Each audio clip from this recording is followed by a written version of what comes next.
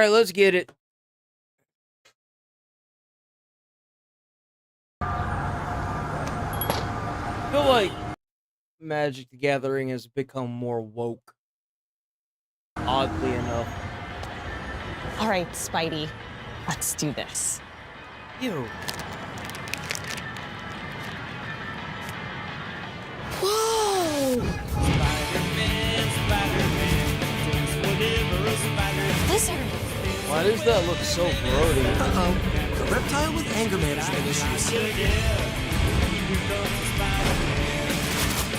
Can we talk? I can use some help! Spider-Man. Hold the ketchup! Extra humiliation! Goblin. This'll be a blast!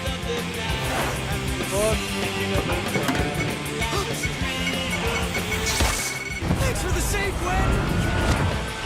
Spider-Man, Spider-Man. Parker! We better get a shot of this! Can we take that again? I blinked! Miles! Perfect timing! Can't handle this anymore. Can't do it. Can't handle it anymore. Can't do it. Nope. Can't do it. 18 years, he tortured me. What are you going to do that for?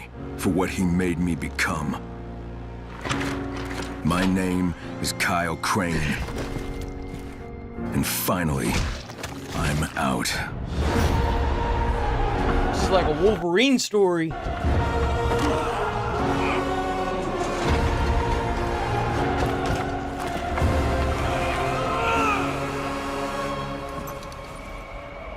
They don't even know what they've unleashed.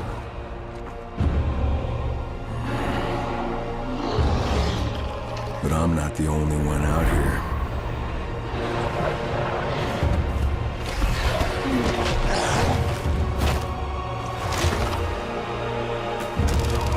They thought they could control me.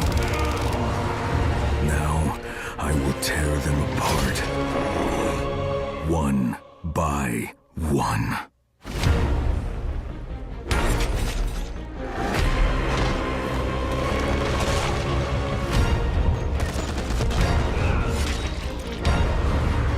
This actually looks like it's going to be really, really good.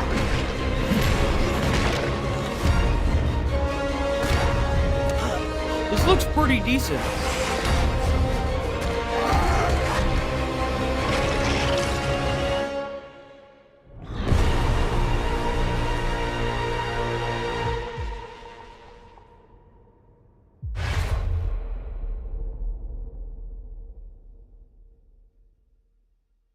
And you know we gotta watch this nonsense.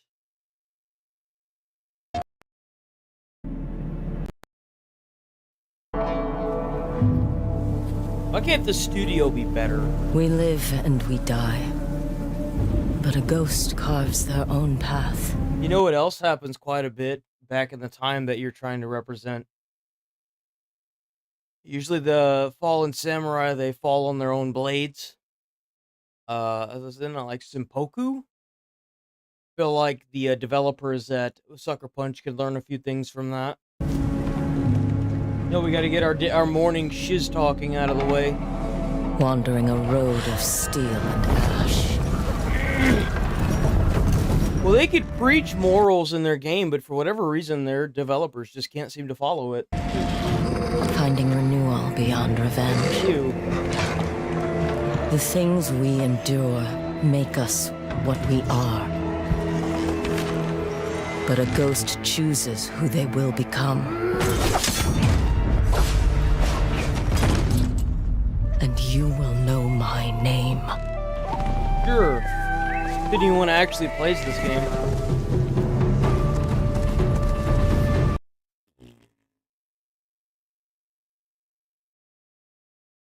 Oh, how's it going, Nigel?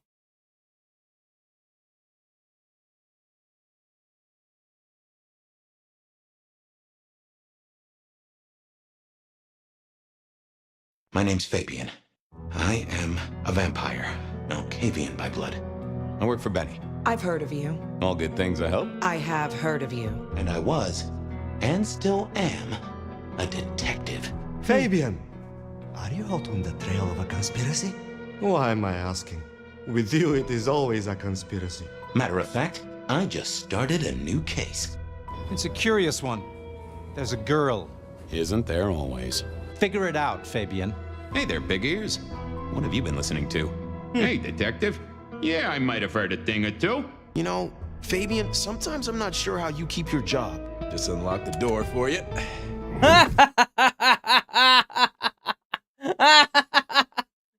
I'm not sure how you keep your job, mind control. What are you hiding? Yeah, that'll do it. Why the hell would it matter what you remember, Fabian? It's not like you can change the world. You don't really know me at all, do you, detective? I could be a torturer, a mobster, a serial killer. But you never did notice me, did you? Would you kill detective for a cigarette? I hate the way she talks.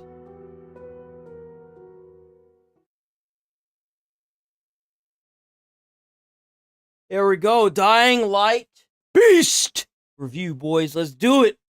When setting out on my 4th journey of leaping across rooftops while slicing zombies. Kind of slow, not gonna lie.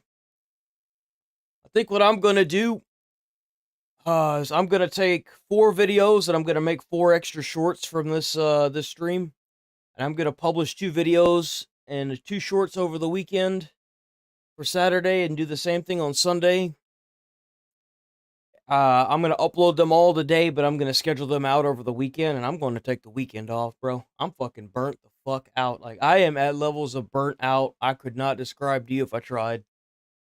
I am so done.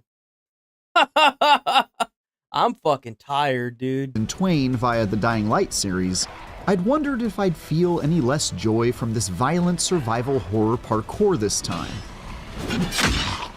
But after another 40+ hours of tucking and rolling, I'm pleasantly surprised to say it's still loads of fun, despite the basics not having changed much at all since 2022's Dying Light 2 Stay Human. This trip through undead Eurasian cities and countrysides does up the ante somewhat by having you play as a human infused with a monster's DNA, giving you the ability to rip people's heads off with your bare hands. That's crazy. That's as satisfying as it is unsettling. And it's still absolutely horrifying to get caught out at night and get swarmed by volatiles you've no hope of defeating. The only major disappointment is that the beast doesn't add a whole lot aside from its hulking out mechanics, and after a decade of games with few innovations, that hasn't left room for a ton of surprises. Still, there's something to be said for a reliably entertaining series, and I happily dug my fingernails through every side quest and climbing puzzle I could find.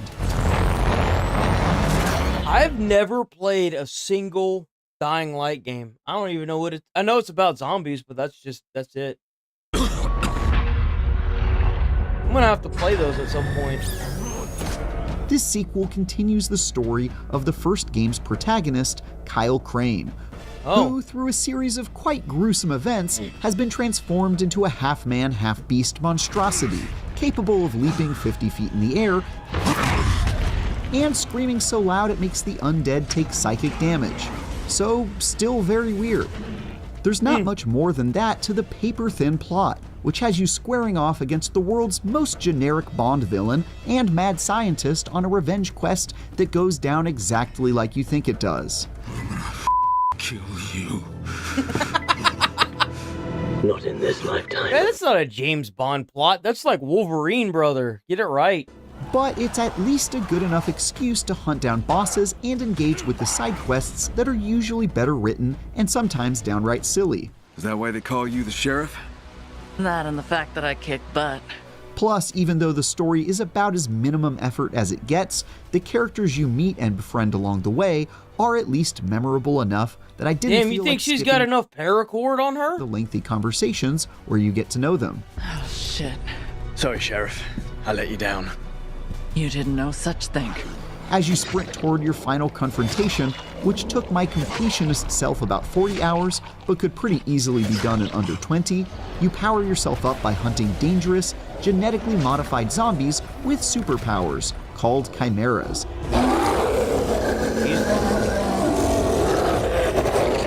Here we go. And injecting yourself with their blood. I guess that's one way to get superpowers, ain't it?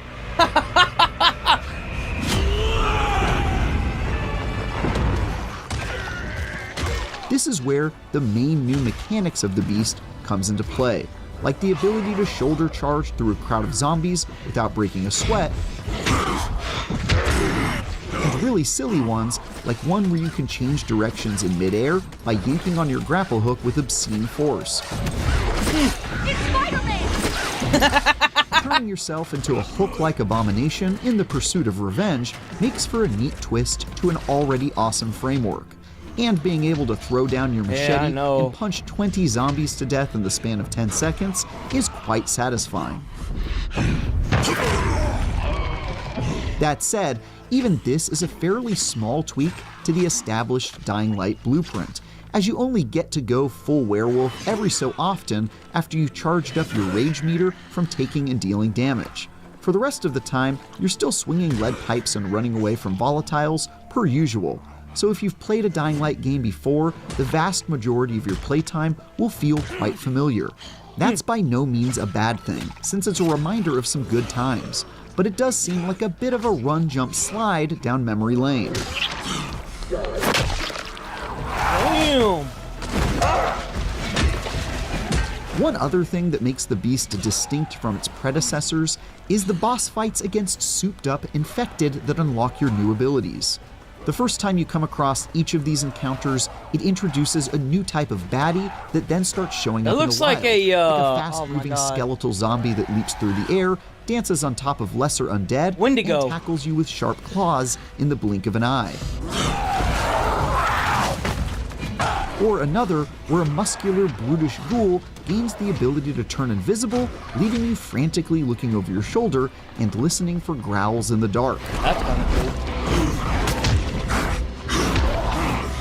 That health bar. The first time, but by the end of the campaign, it feels a bit like they ran out of steam because they start rolling out variations of the same bosses you fought prior, like a muscular, brutish zombie who's only differentiated by his gas mask and weakness to poison. Still, they're always at least entertaining highlights along the way. I mean, who doesn't love a boss fight?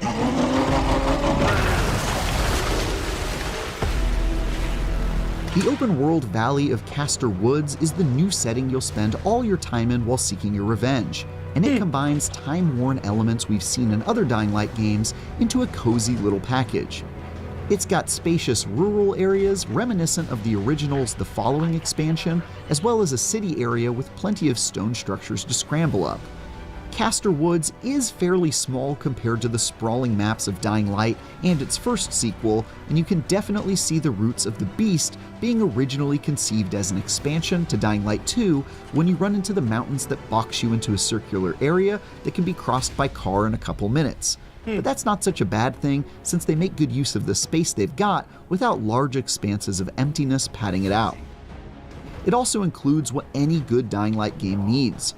When in the major urban area, I was reminded of the virtues of sticking to the rooftops and leaping from place to place to avoid the hordes below. And while stepping out into the woods and swamps that make up the majority of the map, I tried my best to make use of cars to bash my way to my destination and avoid getting caught out in the open. Like a lot of the beast, everything about Castor Woods is perfectly acceptable while also not doing a whole lot to stand out. But I still made plenty of new memories while leaving a terrifying path of destruction in my wake. Oh, lockpicking, huh? Finally, I do have to hand it to Techland for making the beast the most technically sound Dying Light game yet. I was able to get through without major or consistent bugs along the way.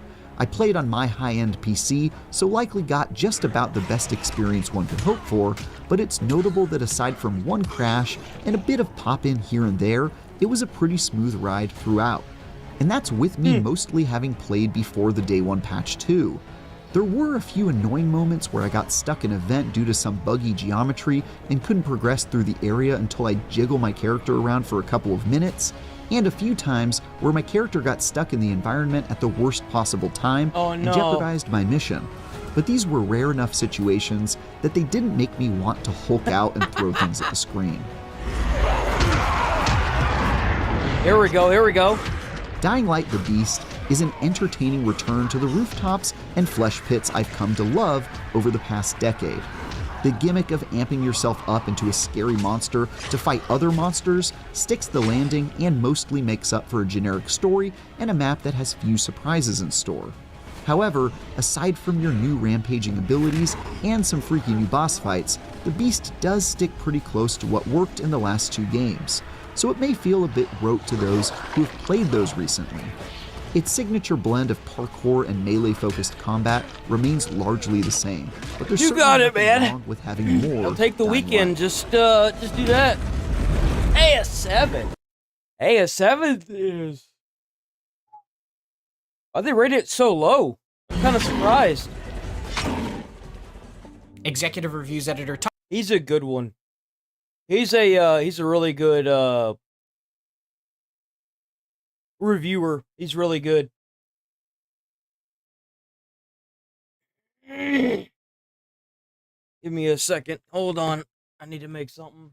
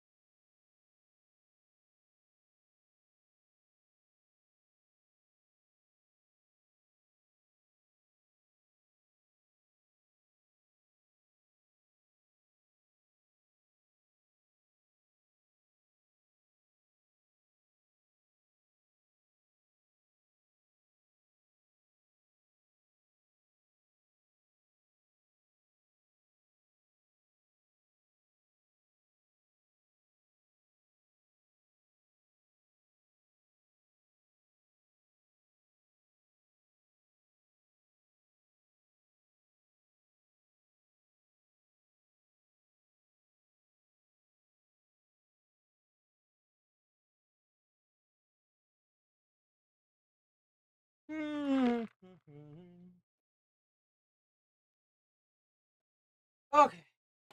Holy shit, we're back. Sorry about that. Had to make a drink because I'm dying. I've put over 100 hours into Donkey Kong Bonanza since July. Well, I reached 100% completion on my first playthrough, did a 0 banana run on my second, and I've been using a third to practice crazy speedrun techniques and push DK's incredible movement in more extreme ways. 2 months after giving Bonanza a 10 in my original review, I remain in awe of how DK's frenetic, destructive abilities work masterfully in tandem with the Underground's meticulously designed breakable environments. Nintendo nailed the relationship between Bonanza's world and its main character, and the new DK Island and Emerald Rush DLC is a really fun excuse to keep experimenting in this playground in a remixed, more frantic way, even if a slight lack of content and a few minor issues keep it from reaching the same inspired heights as the base game.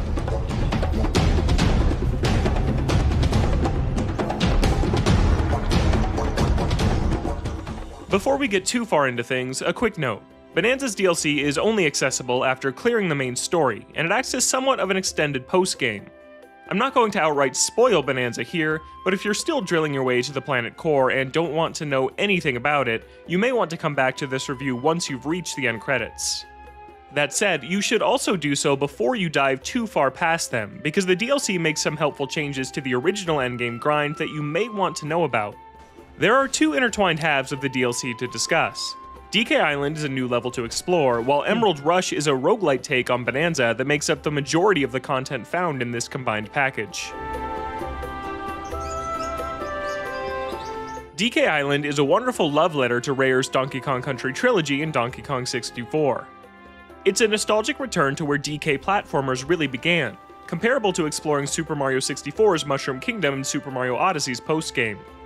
It's overflowing with great references, from obvious ones like DK's Treehouse and King K. Rool's Gangplank Galleon from Donkey Kong Country, to deeper cuts like DKC2's gold target tucked away in the corner on the ship's main deck. As a huge fan of Donkey Kong Jungle Beat, my favorite part of DK Island has to be the bongos out at sea. There are so many more references to DK history I don't want to give away, but if you have any love for this series, you'll probably get a kick out of discovering all its Easter eggs too. You think that's how Nintendo does it? You think what they do is they strangle off like a game series like Donkey Kong for like a couple years or like a decade, and then they bring it back, giving like the same like platformer mechanics that every single freaking Nintendo game seem to have, like the same copy and paste mentality that they seem to keep getting away with for whatever reason. Just by bringing back one character and making it the sole reason why the game is back. Do you think that's how they get away with it? Any other game developer, I kid you not, any other game developer that would do this instantaneously would be annihilated. But it's just because it's Nintendo, it's acceptable. I don't understand it. I genuinely don't get it. Beyond that though, there's not actually that much to do on DK Island. There are no Bonandium gems or fossils to hunt down, and no challenge rooms to conquer. Instead, the gold bonus stages found in Bonanza's main layers are all collected here, making DK Island a convenient place to grind for cash. Bonanza's original postgame sees Grumpy Kong demanding tens of thousands of gold pieces to unlock some of the final collectibles and reach 100% completion, and those who have access to DK Island will have a much easier time grinding than I did before the DLC was out. Elsewhere, DK's old parrot companion Squawks is here, and he will hunt down one of DK Island's dozens of collectible statues in exchange for Bonandium chips. Shiny replicas of Bonanza's allies, enemies, and Kongs live in galleries across DK Island, adding to its value as a nostalgic DK history museum. You'll need to grind thousands of Bonandium chips to buy them all, but thankfully, those are the main reward of the Emerald Rush mode. I wouldn't recommend buying the DLC if you're only interested in this component. It's a little odd that DK Island wasn't included as a post-game reward in the base game, since it's so comparable to Odyssey's Mushroom Kingdom. You know why they didn't? You know, I'll tell you why. It's because Greedtendo wanted money. That's why. Behind paid DLC feels kind of like a money-hungry move from Nintendo. This is the company that just charged $10 for Nintendo Switch 2 Welcome Tour though, so I guess I shouldn't be too surprised at this somewhat eye-roll-worthy choice.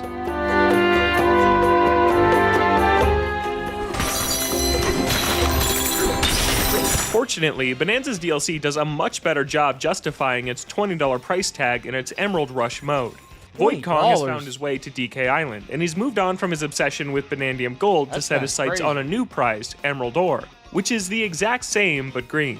Void hires DK and Pauline to collect as much Emerald Ore as possible, and this introduction includes some cute follow-ups and resolutions for Bonanza's main story and characters. I've seen some online chatter calling Emerald Rush a simple minigame that should have been free, but it's much more than that. It's a fully featured side mode that turns Bonanza's destruction-based platforming into a fun, replayable roguelite. Each run takes place across a series of rounds, ranging from 6 to 15 depending on the difficulty level selected, where you have 100 seconds to reach a quota of Emerald Ore to pay Void. If you don't reach the goal, your run comes to an end right there. If you do, you can keep working on your build for the rest of the timer to stock up for the next round, where the quota progressively multiplies. Emerald Rush feels like a combination of Splatoon's Salmon Run and Side Order modes. Personality-wise, it clearly takes inspiration from Salmon Run. Both feature a hilariously mean boss screaming at you to meet your quota through a walkie-talkie over— Look at that! A copy and paste game. Who would have thought? Nintendo? Never. No. Increasingly difficult rounds. Come This is also on, Nintendo's guys. first take on a roguelite. Why do you keep feeding so much money to this company? All they care about is their bottom dollar, their bottom line, dude. Since last Like, year's come on. excellent Side Order DLC for Splatoon 3, which notably also came bundled with a nostalgic hub to explore. It feels like Donkey Kong is following the exact same playbook, as Emerald Rush features dozens of perks that impact your score multiplier in a very similar fashion. Each run begins by stripping DK of all his skills, including his 5 Bonanza transformations at higher difficulties, and it's up to you to power him back up while also gathering piles of Emerald Ore. This is done by frantically exploring layers, fast traveling around with a limited number of barrel cannons, collecting emerald bananas and fossils that restore DK's skills and give you the choice of one of 3 perks, and completing goals Void Kong assigns you at specific locations across the map. I love starting from nothing, giving me a place to put all of DK's high-level base techniques to use, and I found I was able to reach a lot of areas in really cool, satisfying ways.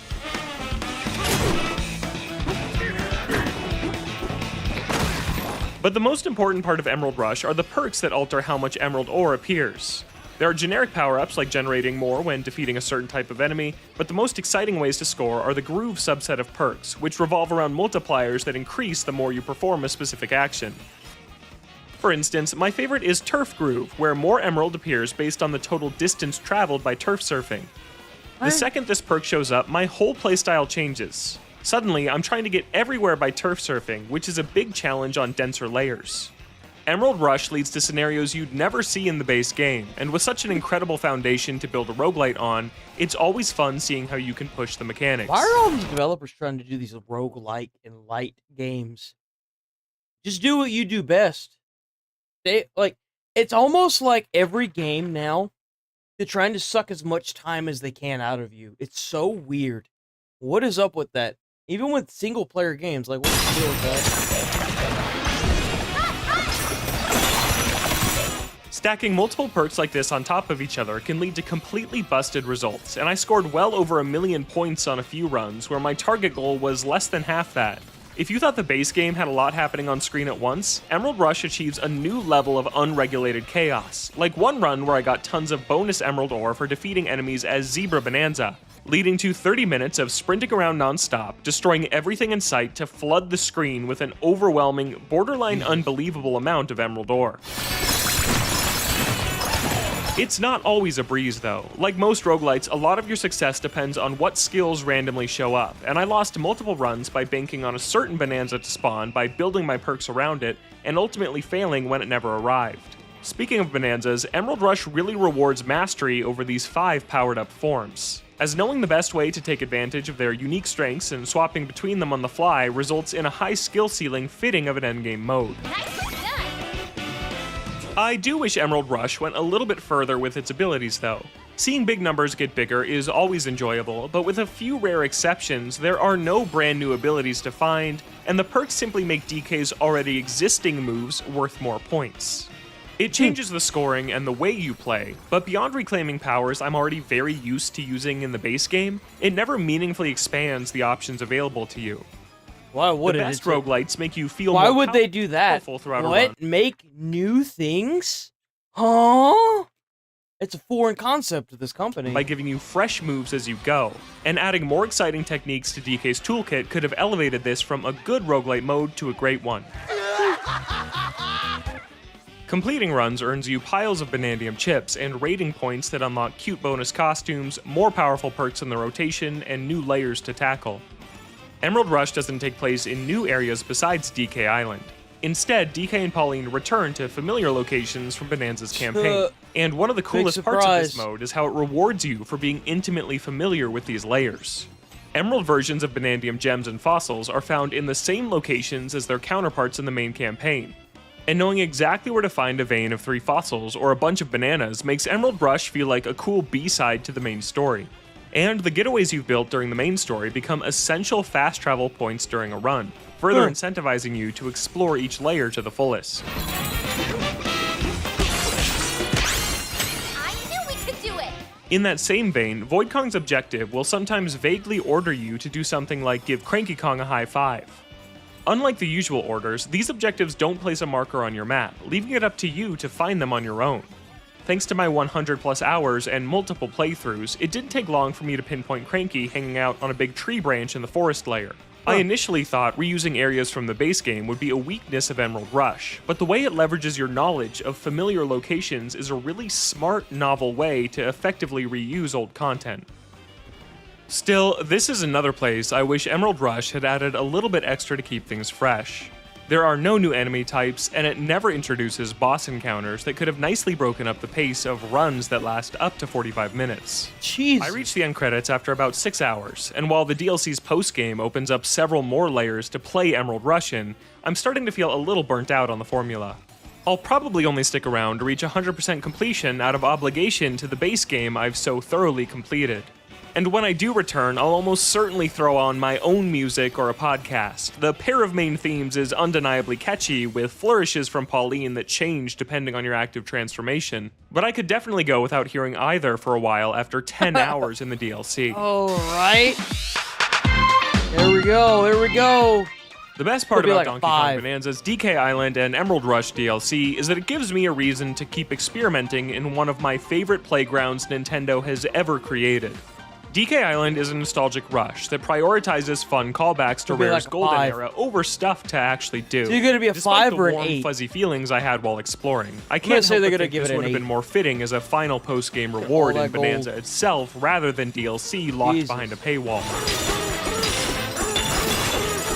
But the bulk of this expansion is housed in Emerald Rush, which let me unleash DK's craziest parkour possibilities and strategically balance each transformation's strengths to set new high scores. Its perk system creates unique ways to play you'd never consider in the original campaign, and it smartly returns to old locations and tests your knowledge of important places in a way that feels like a fitting endgame counterpart to the main story. That said, I wish Emerald Rush had introduced more new abilities and enemies to keep me around a bit longer than the 10 hours I've put in so far. If you're hungry for more DK and aren't opposed to a remixed roguelite formula, Emerald Rush is probably worth the additional investment.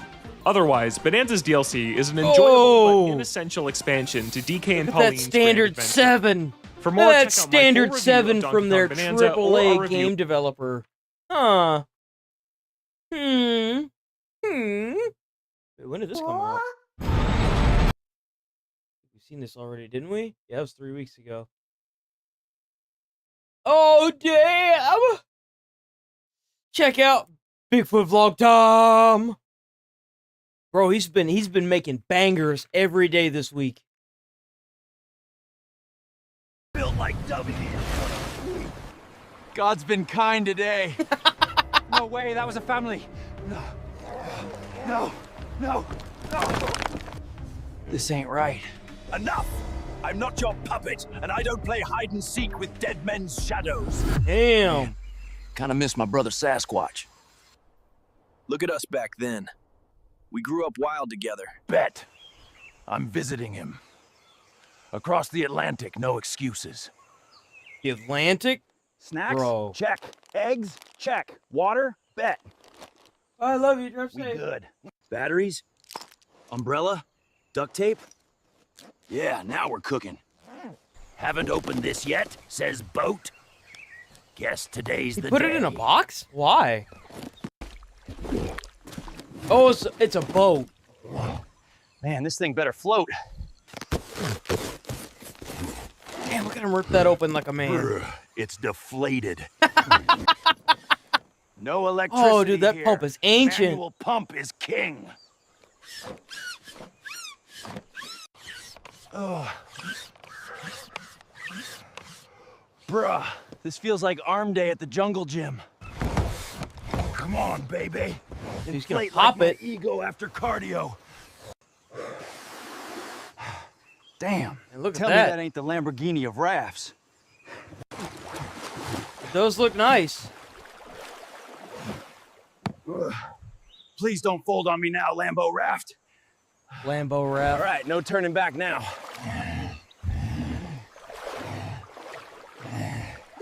Bruce, that cardio different. I can hear you watching and not subscribing. Hit subscribe, or I'll come and smash that button myself. Huh?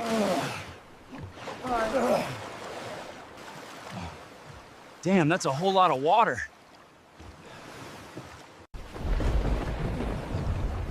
Bruh, That is a lot of water. got DLC storms now. Last time in Bermuda, compass died. Not this round. Fam, GPS saying keep going. Finally, tech not ghosting me. Got that Android device, man. Ocean built like W.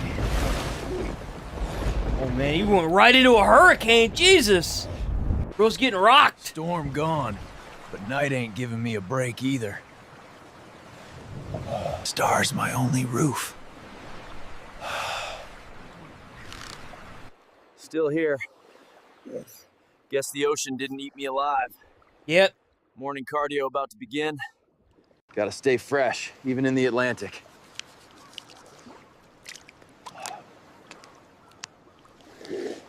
Breakfast of Champions, Jungle Edition. Eggs.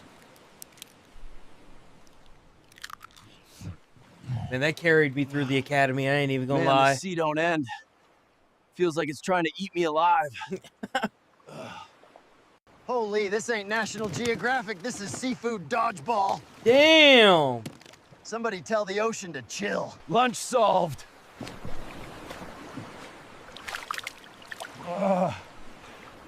God's been kind today. See, that's what Nigel needs right there. Tastes like sushi without rent.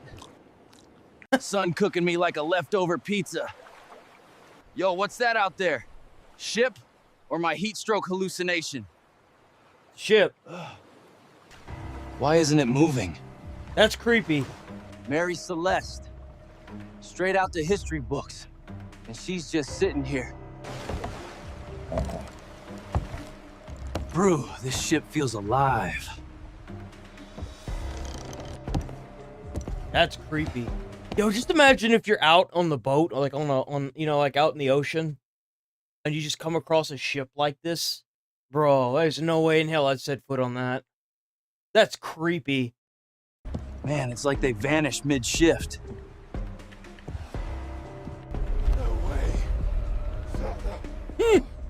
Nope. No way, that was a family. No. Bro, I read history. 1861 built ship. Left forever.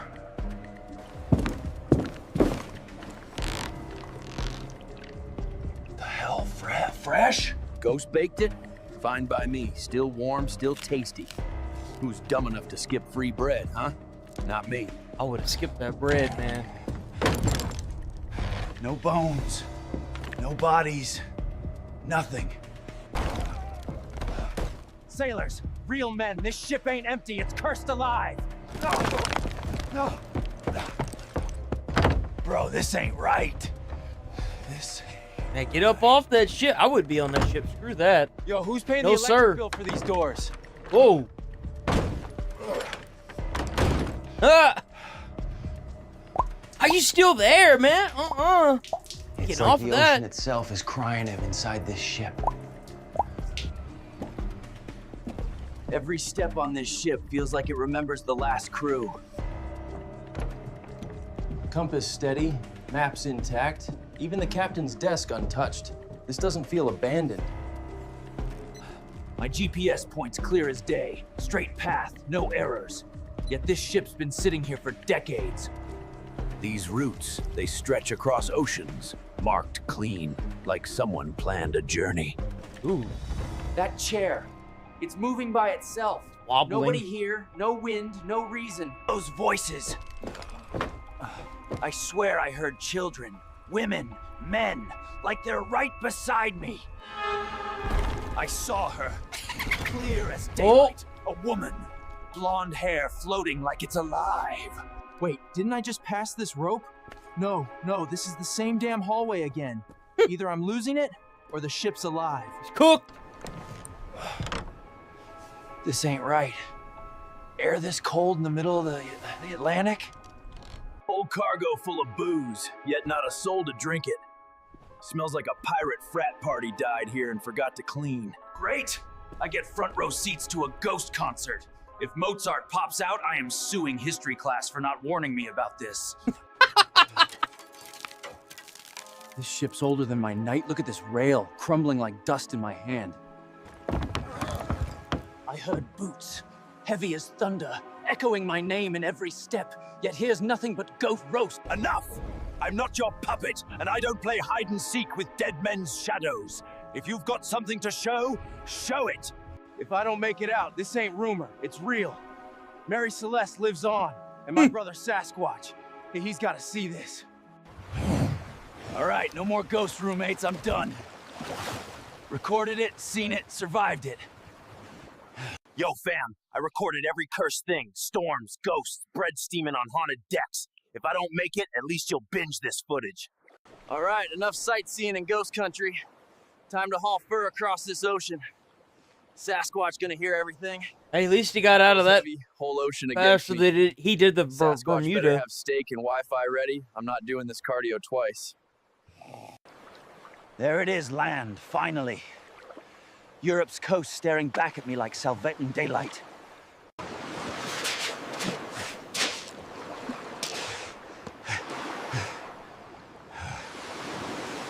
Every step feels like hauling a mountain. Backpack cutting, my shoulders raw, but Hey, I'm not made it to land. Sasquatch better have food and a damn couch. Cross storms, ghosts, and half the Atlantic. Damn, in what a yellow nice floaty. house. And my brother's up here vibing like he owns Netflix stock. Cross the damn ocean in a Probably rubber does. balloon, and you're out here rocking jeans like some jungle fashion icon. Yo, he looks good in them jeans. Yo, welcome home, brother. You look like a drowned bear, but damn, respect for crossing the Atlantic just to see me. Stay the night. I got AC, Netflix, and vibes. Way better than drowning out there like a soggy legend. Damn, that's what's up. That was a good one. W. Bigfoot vlog time. Boom. Oh, man, we got some more press. He's a boxer. What's your name? Agree! That's this crab is a boxer. What's your name? Agree! That's right, stepping into the ring at 0.15 grams and a huge 2.5 centimeters in length, it's the boxer crab. You see, while This thing, it could literally be known as a Pokemon because of how it gets its little pom-poms. use their pinches to feed and defend themselves. The boxer crab has instead elected to spec into CQC and throw f***ing hands. And despite their completely average and not at all small size, this f***er fights in the heavyweight division, able to punch out hundreds of times its size. But how Jesus. does Little Mac win the fights? Well, that's pretty simple. He f***ing cheats. You Poison. see, those little pom-poms aren't a fashion choice. Those are both sea anemones that the boxer crab holds in its claws to use as basically f***ing brass knuckles. What's crazy is that he gets those from other crabs. Other crabs have those, and he fights the crab and gets them. Now, they get these anemones by finding other boxer crabs who have them, jumping them, and then claiming them like they are a fucking WWE title. I know that because I watched one of the documentaries about the underwater life with David Attenborough. If you haven't seen any of those, dude, they're great to throw on and just relax to at the end of the night. Yeah, if you weren't aware, anemones are such a venomous vibe. plant-like animals that, in order not to get eaten, sting the shit out of anything that touches them. Boxer crabs are immune to that sting, but you bet your ass that everything that tries to eat the boxer crab isn't. So, the crab and the anemone enter into a symbiotic relationship, essentially becoming an aquatic venom, with the anemone getting some of the crab's food, and the crab gaining venomous brass knuckles. So, whenever a predator gets in the ring with Crab Tyson here, he'll wait for it to get just within striking range, and then... Mr. Squidward, I should kick your f***ing ass! This crab is a boxer. What's your name?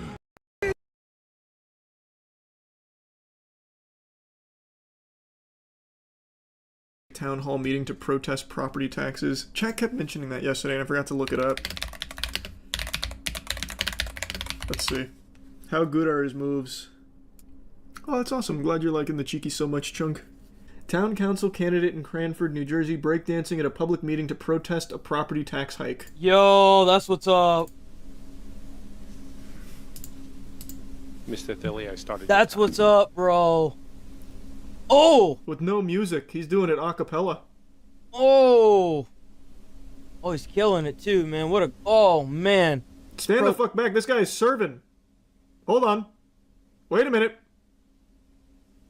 Oh! Now he's looping animations now. He's hitting the same emotes.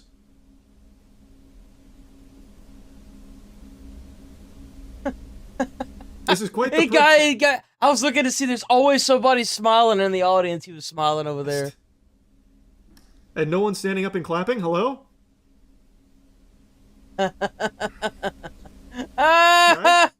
you know I can do the backspin? Anybody? You want to see me do the backspin? Yeah! Yes! Fucking do it! I'm gonna do the backspin. Can I do it up here? He's smiling too. He's smiling. Okay, come on. We got to get more people smiling in this. Dude, this is great. Oh, is he gonna do the worm? Is he gonna do the worm? Is he gonna do the worm? Oh! Oh! Oh! Woo! Let's go! Bro, he's kind of talented, bro. He's kind of old to be doing that. Bro killed it. Why did our taxes go up so much? Boom! All right, babe. Imagine they just start booing him. Oh man, that was cool though. That was an awesome protest. I'm curious how it ties into the interpretive dance. I'm not. I can imagine. The referendum was gonna... I mean, this is way better than the guy that got his property taken away and bulldozed over the city town hall. For an average household, about $400, I think, and mine went up like $900. Damn. Jesus, that's insane. We were told like that was from the schools or something, but the school referendum said it would only go up, like I said, $400 on an average assessed home. I'm curious why he didn't integrate the moves into the speech to give them more oomph. Bro, he's kind of old. I get it. I understand why. It's kind of hard to, like, especially if you don't work out, which I'd assume he has a job where he has to go in every single day, you know? So, like, he ain't got time to work out, and I get it. He probably ain't got the cardio for that, you know what I'm saying? Just be like body waving. Anyone else find it kind of despicable that they told us 400 when mine have gone up 900? Well, you have to keep in mind their microphone is Garbo, so it's not going to pick it up if you turn this way. Like, I don't know why he did it before the speech. He could have done it during. Went viral. A little winded, yeah. It was a lot.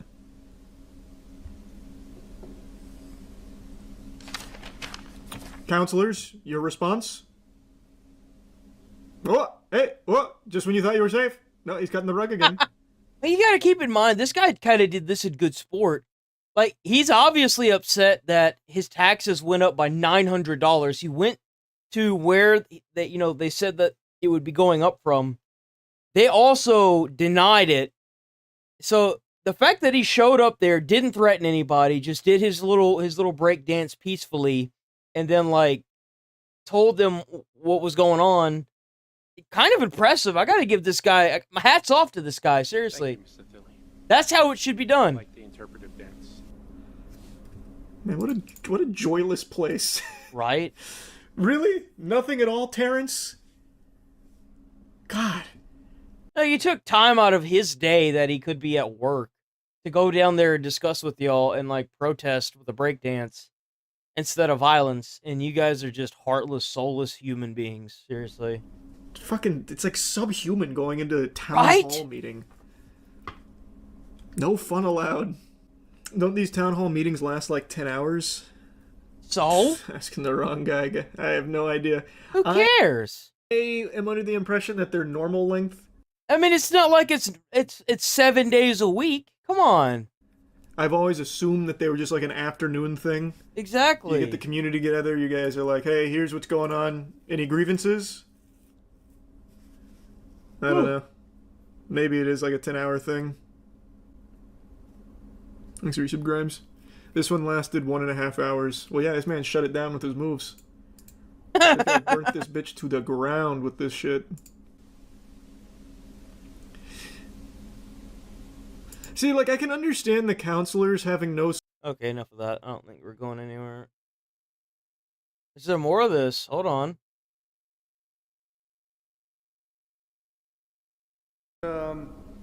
Committee. Cranford Town Hall meeting. I wanted to try something fun to kind of, we talked about ending divisiveness and building community and stuff. Can we hit the music? And, we had a dance video. I know, right? He could have had a small speaker. Oh, damn, do we get to have a couple? Mr. Tilly, and so, please address your comments. You're allowed to make comments. Mr. Tilly, please, God. You're not allowed to make a spectacle. Don't do it. I'm We can't handle another serving. You can make comments, but you can't involve 10 other people in your comments. Oh, I'm gonna talk to whoever I wish. I appreciate it. I think thank you so much. And damn. For fun, as a community building, that'd be a really fun thing for us all to do together and show positivity in our town. If you would join me. Oh, hell yeah, let's go!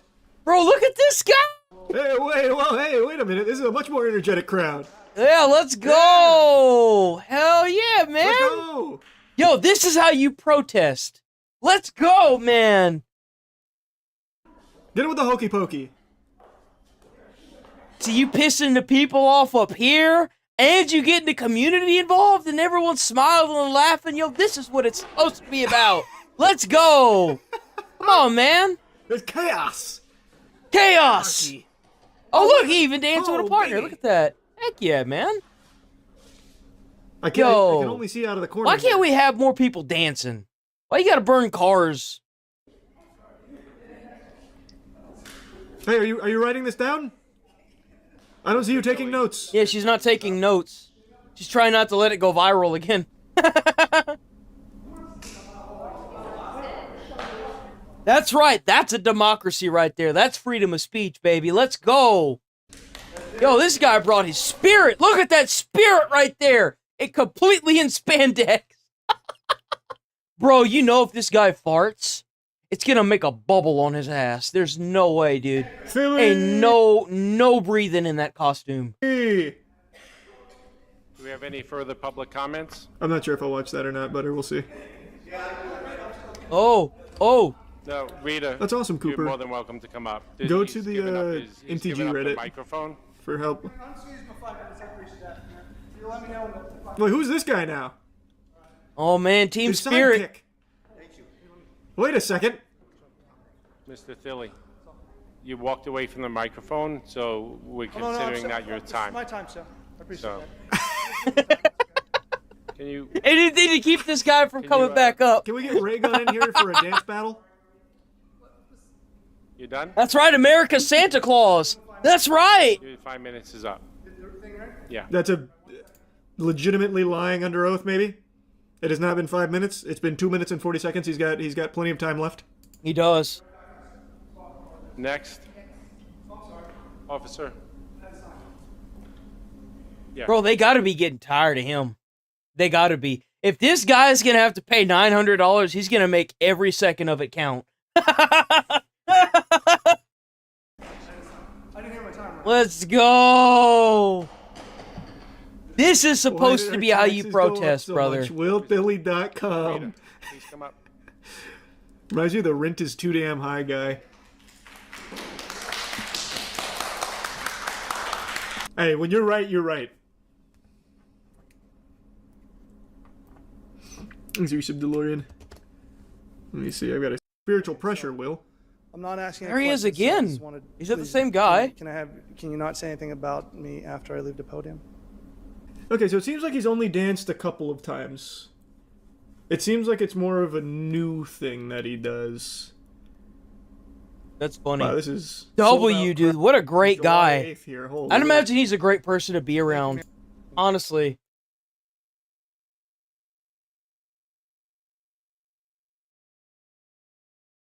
Was get fired for being unfunny, but somehow free speech costing a guy his TV show, then free speech cost— Hey, you know what's crazy?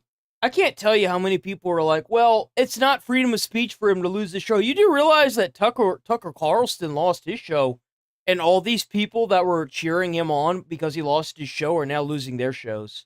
I think it's hilarious. I wasn't a fan of Tucker Carlson, but I wasn't against him either.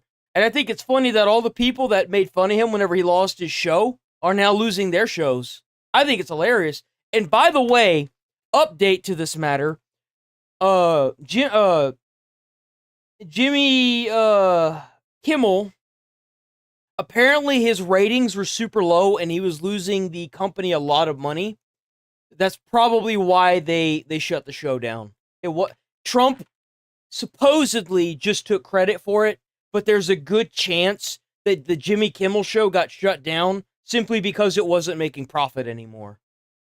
And a guy his life, as this is Kimmel's— You know, Trump doing typical Trump thing of like taking credit even though it technically had nothing to do with controversial segment in question.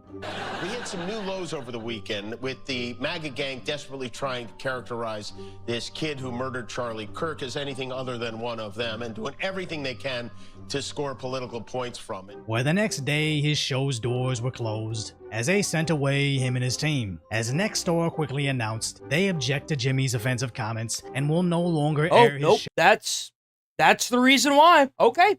Well, color me wrong. Okay, well, there it is. There's the statement. It was because of what he said about Kirk. Damn.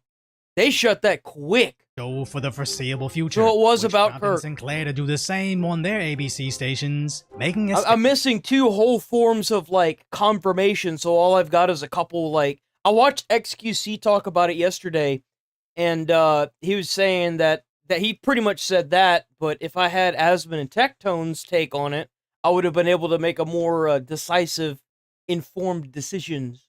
But it's a good thing we got a Decoy Voice here. So check out Decoy Voice, because he's awesome like that. Statement that on Friday, they will air a special remembrance of Charlie Kirk instead, calling upon Kimmel to issue a public apology and a personal donation to the Kirk family and Turning Point USA. But judging by the Hollywood Reporter, Jimmy... That's also what I've heard as well. I heard that they wanted to merge companies and that Jimmy Kimmel was costing them too much money to keep. I've also heard that. I have indeed heard that. I forgot to mention that as well. Apparently they're trying to merge two different companies, two big-ass companies. These big-ass monopolies are trying to form even bigger monopolies, bro. They're evolving. They're changing. Wasn't going to apologize. He was just going to double down. Jimmy of course. Why wouldn't they? They thought that they didn't have any threat of them losing their show. But it just blows me away that everyone's mad that they want to cry about freedom of speech, but whenever Tom Tucker's show got taken down, it wasn't because of ratings. It was literally because of the suppression of freedom of speech. These late night shows haven't done well in a long time because they only cover one side of a very, very political America. They don't cover both sides. They only sweeten one side and distaste the other, or like sour the other. That's not how the world works. Because he had bad You can't do that. ratings more than anything else, and he said a horrible thing about They will make a shit patty smell like roses. Okay? gentleman known as Charlie Kirk, and Jimmy Kimmel is not a talented person. He had very bad ratings, and they should have fired him a long time ago. So, you can call that free speech or not. He was fired for lack of talent.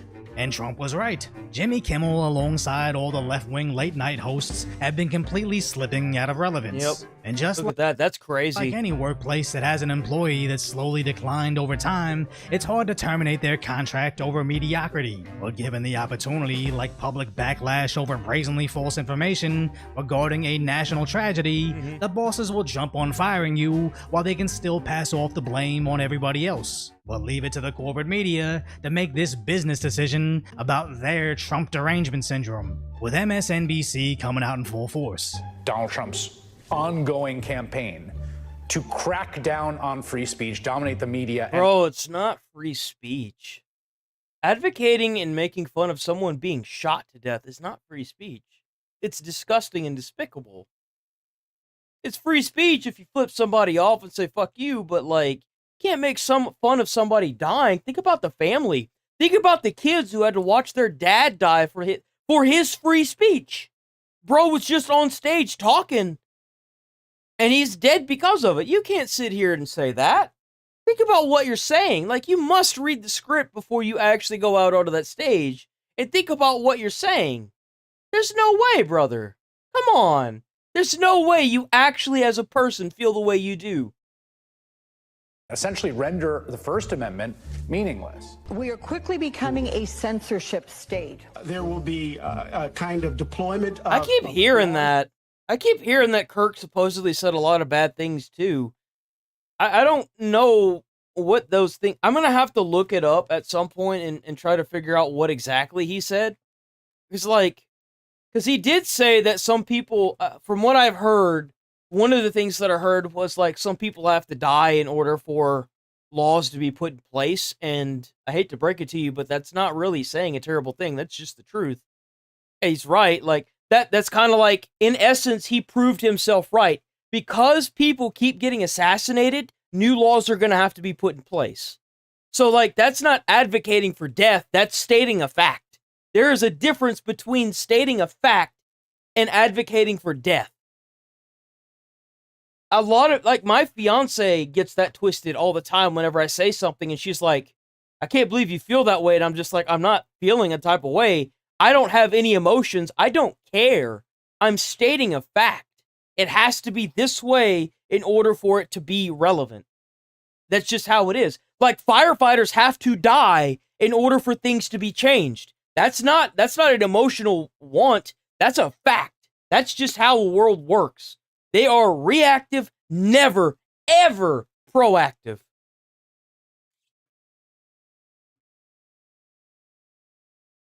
People getting the... Well, it depends. If someone's breaking into your house and you shoot and kill them, well, they had it coming. If you intend to do harm to somebody else and you get shot to death, you had it coming. That's all there is to it. You want to sit here and act like a crazy person and shoot somebody? You can't be mad if it happens to you first. That's a fact as well. That's just the truth, especially in Texas.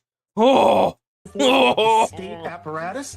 Congressman on CNN echoing the same nonsense. Jimmy Kimmel is a late night Like, host. I personally don't think we need the death penalty. As far as I'm concerned, there needs to be a life sentence, period. They need to take away these consecutive life sentences and make it to where if you get fixed to a life sentence, they send you to like a mine and you mine out ore for the U.S. to use for the rest of your life. Period. Like, you are no longer... You get your meals, you get your water breaks, you get treated like a normal employee. But other than that, you working. You threw your life away whenever you killed somebody. Your life is now owed to society. because you took one.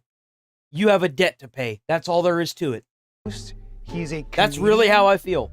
We have the First Amendment in this country, and it's pretty clear that this is a direct attack on free speech. And America is a less free place if late-night comedians cannot do and say what they want. They're literally trying to say that's not how the world works. They were less free if private companies aren't forced to promote their propaganda at a financial loss. As let's be clear, Kimmel's recent comments are mild compared to the deranged things he said before. The corporations didn't suddenly grow a spine, it's just that Kimmel isn't entertaining anymore. Maybe I should. I guarantee, if he was putting out Gutfeld numbers, they'd let him get away with anything because nobody fires an earner. And all these media tears just remind us. I mean, just because he said some nasty shit doesn't mean that I'm gonna be okay with, like, either way, neither side should be saying anything.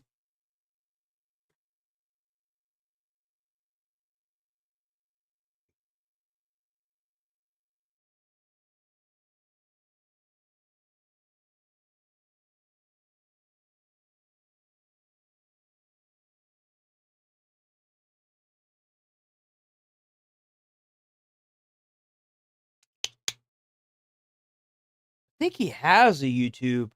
I'm still able to do the @CharlieKirk thing.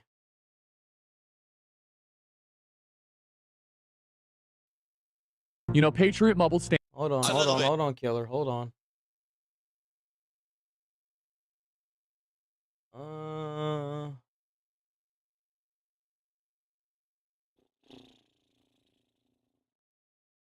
All those videos are so long. Be returned back to your country of origin. What I would say to that, one, the Supreme Court and our Constitution is very clear that constitutional rights apply to everyone within the United States' jurisdiction. Even though they shouldn't, because if you're illegal, you aren't a born citizen, they shouldn't apply to you. The constitutional rights should only apply to Americans. To a limited extent. For example, you're correct. If a student on Michigan State campus has a student visa and they get charged with sense, there are limitations on those rights. That makes sense. Extreme. I feel like even if you have a work visa, well, no, because that kind of, like, as long as you have, I think that is how it works. If you have, like, a work visa or the ability to, like, you know, prove your actual citizenship in some form, they work. But if you're not, then they just aren't the same. They shouldn't be. Yeah. Is that worthy of executive order? And it's called Ease for Everyone, and it offers affordable health care. Come to this country. Period. All right. I mean, that's his take on, like, immigration. Folks, we're in a spiritual battle right now all across. Because you've received that and you're no longer of that. Here's the true but more provocative Just answer. don't really see him having takes on advocating for death unless these clips are taken out of context. You have to realize this is the same guy that said, I'm a gay conservative, and I just want to kind of ask you, like, what do you have to say for people like me who like, kind of feel... where are you getting, like, I don't... Folks, we're in a spiritual battle right now all across the globe. Our Christian brothers and sisters... Yeah, these are his videos. That's right. I mean, the guy has... He obviously clips them out. But other people would? Think about that for a second. They do the same thing to Asmongold. They take clips out of context and they mash them together with other stuff. And it's completely out of context. But if you sit here and you watch a 2-hour live stream and then you go find the clip, then it's in context. You can't take what other people are saying to heart. If it comes out of his mouth, that's one thing. But if it's someone else's channel mashing shit together, then it's wrong.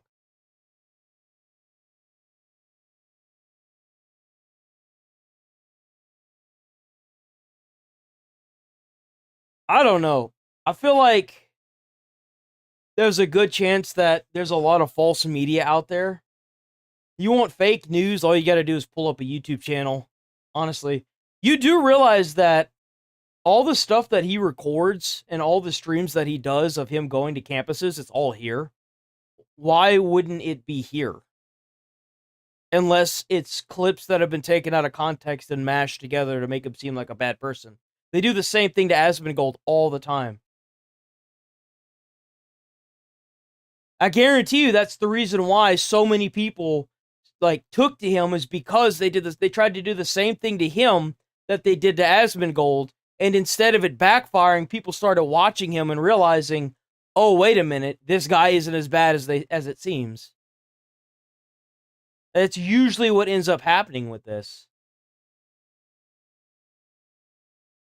They simply have zero actual virtues, where Western lensmen found the perfect example on MSDNC. And this is just the latest chapter in Donald Trump's ongoing campaign to crack down on free speech, dominate the media, and essentially render meaningless. Tucker Carlson, just fired from his third network, he believed he could say anything, no matter how vile, no matter how disgusting. Yeah, and I can't tell you how many people advocated for him to get fired. And now that he got fired, and now that the people that are getting fired because of their quote unquote free speech, it's like, what do you think was going to happen? No matter how offensive, no matter how dehumanizing or belittling. And but if you find some videos of him saying the weird stuff that people are trying to claim that he said, put them in Discord. Put it in Discord. I'll react to it on stream. I'll give my opinion on it. If there's so many of these videos and there's so many people trying to say that he's different, then put it on the Discord. I'll react to it. I haven't come across anything that was like him advocating for death, at least not yet. If you act like a sociopath over and over and over and over, you will become unpopular on the national stage. That's just like a basic principle. Over time, probably not going to work out well for you in the long run. It's almost like you could cut the Chiron and stock images off the clips, swap the audios, and he easily could be talking about Kimmel, where these left-wing news personalities have become the equivalency of ESPN's Stephen A. Smith. As he's not paid to be objective about sports Let's go, reporting, Chase. He's paid because if you told him to fill 20 minutes of TV time about why Tom Brady is overrated, he could easily follow it up with 20 minutes of TV time of why Tom Brady is the greatest. That's fine with sports gossip, but just proves that left-leaning media doesn't care about the truth or values, just whatever narrative they're currently force-feeding their audience. So of course CNN goes back to fear-mongering. It is outrageous.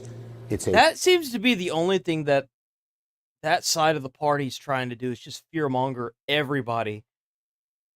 They try to take everything to the most extreme to get to play on people's emotions, and it's just not working anymore. It's just not working. Everyone is so desensitized from the media stretching the truth to the most absolute extreme format that it just isn't working anymore. We're desensitized from it. We hold nothing towards it. Because a lot of people just know that it's bogus. Page right out of Xi's playbook.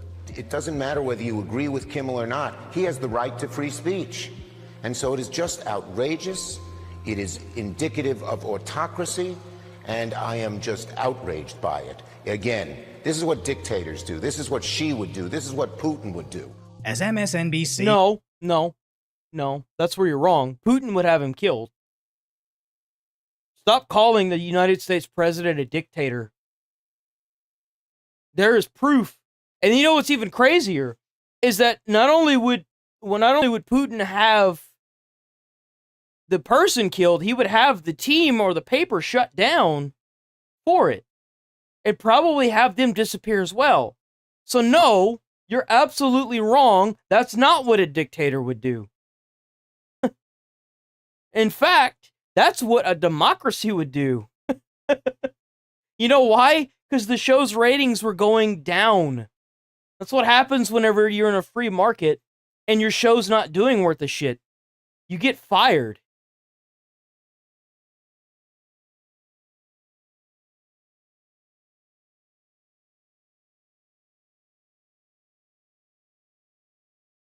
Bro, I can't He stand is even people worse. sometimes. I built a Holocaust Employees, museum with yeah. survivors. I've also read a whole lot about authoritarian regimes. This is the playbook, folks. The Democrat governor from Illinois actually just tried to compare the Holocaust She should just to get an him fired. unfunny comedian getting his show canceled. Not only is this incredibly disrespectful, but just Just get him reveals fired. how desperate the Democrats have become. boot him. As Jimmy Kimmel is just another one of their guys, added to a long list of idiots that Joy Reid, Don Lemon, Jimmy Kimmel, Chris Como. lost their left-wing platform, as that last one has been freaking out over this online. The one that I've kind of stuck by for so long is Jon Stewart. Jon Stewart is the only one that that will call out the Democratic Party for being dumb. Like he'll straight up call them out. It's kind of nice. It's refreshing, if anything. Jimmy Kimmel, they're trying to cancel Jimmy Kimmel. I'm sure you've heard the There's news no about trying about it. The It is folks canceled. who are It's gone. complaining about killing comedy are killing comedy. The folks who are complaining about canceling people are canceling people.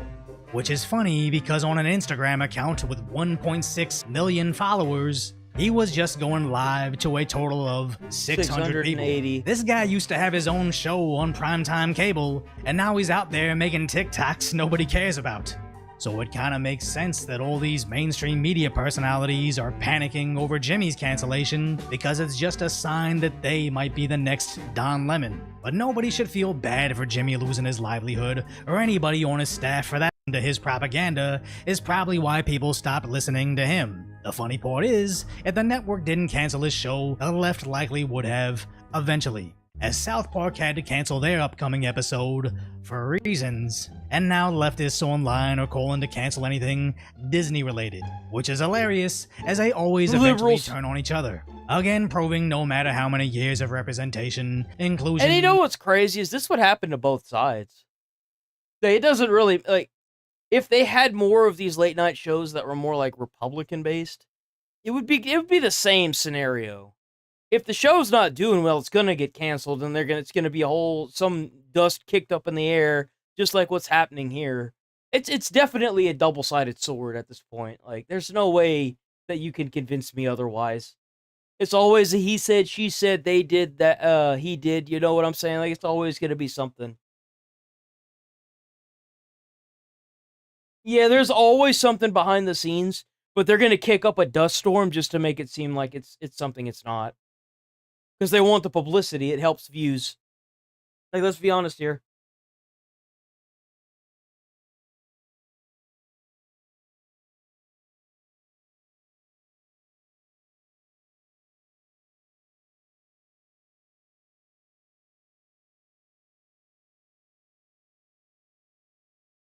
Like, for example, the reason why I'm not a big fan of either party, because they both always promise the most amazing things and do the most outrageous things, and somehow things just don't get better. Lisa Cook, in other important stories to watch. She is, of course, a Biden-appointed Federal Reserve governor. And he's asked the Supreme Court to terminate Cook, Trump calling her, quote, ethically compromised in the filing, for reporting 2 different homes as her primary residence on mortgage documents. Whoa. Now, just laying all that out very clearly, because this development comes just one day after Bloomberg News reported that Treasury Secretary Scott Bessent also simultaneously claimed 2 homes as primary residences. Bro, it ain't no way. That dude's probably swimming in money. He's the Treasury Secretary. Bro's probably sitting on wealth we ain't never seen before. He's just looking for an excuse to get fired, and bro's gonna disappear. On his mortgage documents, they say on mortgage documents signed the same day. Bessent's lawyer responded to Bloomberg, quote, nearly 20 years ago, Mr. Bessent's lawyers filled out paperwork properly. The bank has confirmed it was done properly, and this nonsensical article reaches the conclusion that this was done properly. Now, that could all very well be true, because the reason that this is a story is because of Trump. It is because, by the Trump administration's standards, having 2 homes claimed simultaneously as a primary residence warrants criminal investigation. Well, it's because if you're supposed to be making a specific salary and most Americans can't afford it based on that salary, then how the fuck can you afford it on that salary? That's why it warrants an investigation. I mean, let's not complicate something simple here. If somebody is claiming 2 primary residences, I think the like average payout for these people should be at what, like $120,000 a year? How the fuck can you afford 2 homes on $120,000 a year? How does that make any sense? How could you afford 2 homes on $300,000 a year? I mean, yeah, it's doable. No, I think you could afford 2 homes on $300,000 a year, but they're not making that much. That's the amount of money that you would get for, like, I don't know, putting a rocket ship together or something. You'd have to make a lot of money. it's not appropriate, and I'd imagine these homes that they're getting, they're not cheap. They're probably like $1 million mansions. for criminal investigation. Okay, That's what I can't stand about this. It's like, oh, well, they claim 2 mortgages, so they're under criminal investigation because you're Trump. No, they're under criminal investigations probably because they own 2 mortgages to 2 multi-million-dollar mansions where they only make like $300,000 a year.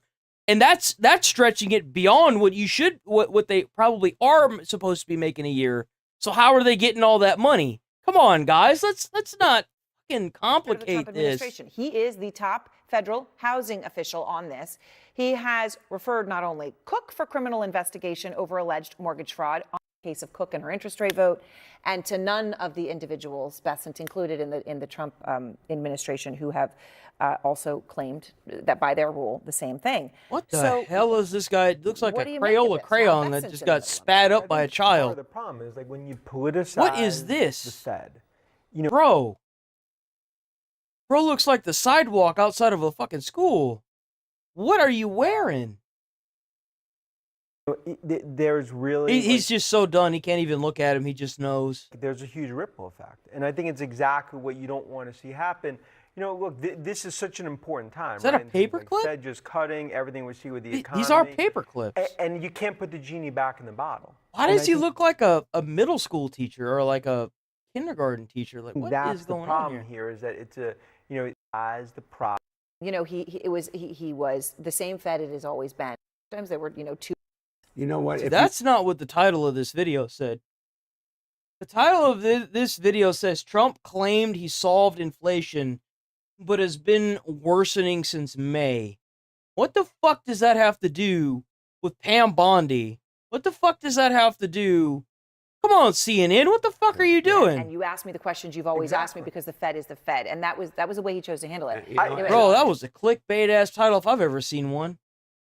Deal with China, and among the many happened in the aftermath of the assassination of your good friend Charlie Kirk has been the terrible effects that social media has had on young people. And among the platforms that have been spewing this hatred and these cheering people about Charlie Kirk's assassination is TikTok. So the question is it... Yeah, he did look like a circus clown. For the damage that it has done in many ways to our kids. So I didn't know too much about TikTok, and Charlie actually recommended it to me. He said, you should go on TikTok, but other people too. And I went on TikTok, and I really hit big. I mean, I think I had more views than anybody else in the world, actually. Yes, TikTok? And as you know, I did phenomenally with youth, young people, very young people, young voters that typically are Republican. And you know why? Because he is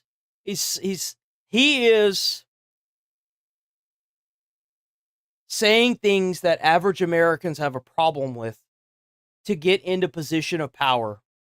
See, like, the Democrats used to advocate quite a bit for deportation. A lot of people don't understand that, but a lot of the Democrats used to deport a lot. They used to run their entire campaigns on that because it would keep the cost of living down. It just does. I mean, think about it. If you have a bunch of illegal immigrants in your country and they're all taking up the jobs and getting paid pennies on the dollar, and they own a house because there's like 17 of them staying in the house.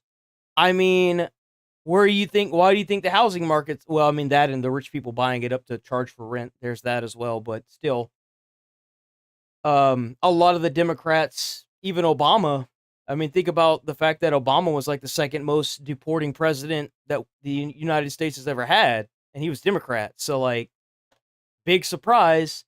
Now that, for whatever reason, the Democrats have just completely got lost in the sauce, and the Republicans are saying whatever the Americans want to hear, so that way they get into office and then do whatever they want. I mean, they're just taking advantage of an already jacked situation. That's really what's going on here. Romney got like 6% or something like that. It wasn't so long ago. And I got tremendous, millions and millions Huge of swing. young kids. Absolutely. Nobody's ever seen anything like it. And I give TikTok and Charlie and probably some other reasons, but we did well. But I got to understand TikTok. You're right. They said negative, but they also said mostly positive about Charlie. I mean, the statements on TikTok and other places. Now, look, I saw on Fox and I saw on others some of the quotes that people made that was so horrible. And you say, where do these people live? Where do they come from? They said horrible things about the death of Charlie. And I guess we just have sick people out there. That's what kind of bugged me the most about it. Is how many people, once it happened, were cheering that it had happened. It's like, no. Bro, we gotta break out the break dancing in these crowds and play some music and have some fun instead of advocating for death and burning cars into the pavement. Like, come on, bro. Even if you didn't Come like on, them, bro. you can't say the kind of things that they say. But that was long beyond TikTok. That was things that were So said. there's a lot of things out there, and you have this executive order now that we just heard about on political violence and hate speech, Right. and you want to make Antifa a terrorist organization. They are. He did that. Do you believe? And I think it's very valid because it is. It is a terrorist organization. It's politically charged and motivated. And they're advocating for death. That is a terrorist organization by definition. That's American pretty flag. accurate. I think it's terrible that they burned the American flag. We're going in and we're saying it incites riots, and therefore you go to I think jail for burning the one. American flag is such a disgraceful thing to do. I love how they could wave flags from different countries, but then they burn the fucking American flag. Motherfucker, most of my family went and fought and watched people die for that flag. My grandfather would be rolling over in his grave if he knew what was going on with those flags right now. I kid you not. My grandfather, my uncle, funny enough, my great grandfather. I just the thought of these people burning the American flag after so many people went and fought, and I got lucky. My grandfather came back. A lot of people's grandfathers and people that went into the military have not come back and probably won't. They're dead. And you want to sit there and burn the flag? Come on, man. But you're going to wave some other foreign country's flags, though, huh? Year if you burn the American flag. That's different than Antifa, but Antifa burns a lot of American flags. They do. Because as you know, Well, I don't know if it's Antifa. I just know that the people that have been rioting, they're like, the minute you start setting stuff on fire, you're rioting. That's just all there is to it. Peaceful protesting is as it sounds, peaceful, where you're not burning stuff and you're not causing property damage. Like, if you want to go and burn something in your backyard, that's your business. But when you do it on public property, there's a problem there. Free speech. It's arson. Got us on the American flag. The courts have ruled free speech. Like, how can you advocate for free speech and wave a foreign country's flag in your protest? How the fuck does that make any sense? Think about that for 5 seconds. How does that make any sense? Oh, We're I'm going to from go Europe. on to the We segment have of- failed immigration system because we don't have an agency like ICE, and we can't process the amount of. Bro, I've been kind of looking over Europe a little bit. Y'all are fucked. I'm so sorry for what's going on in Europe. I really am. I am so sorry for what's going on in Europe, bro. I know I covered a little bit of it. I am shocked at what is going on in Europe right now, bro. I am shocked. I feel so bad for you. I really genuinely do. I am so sorry for what is going on in your country, bro. I am. Right, I saw it the other day. worry that this- I saw it the other day on your show. They have an American flag, and a guy starts burning it, and the people went crazy about it, and they ended up rioting all over the place.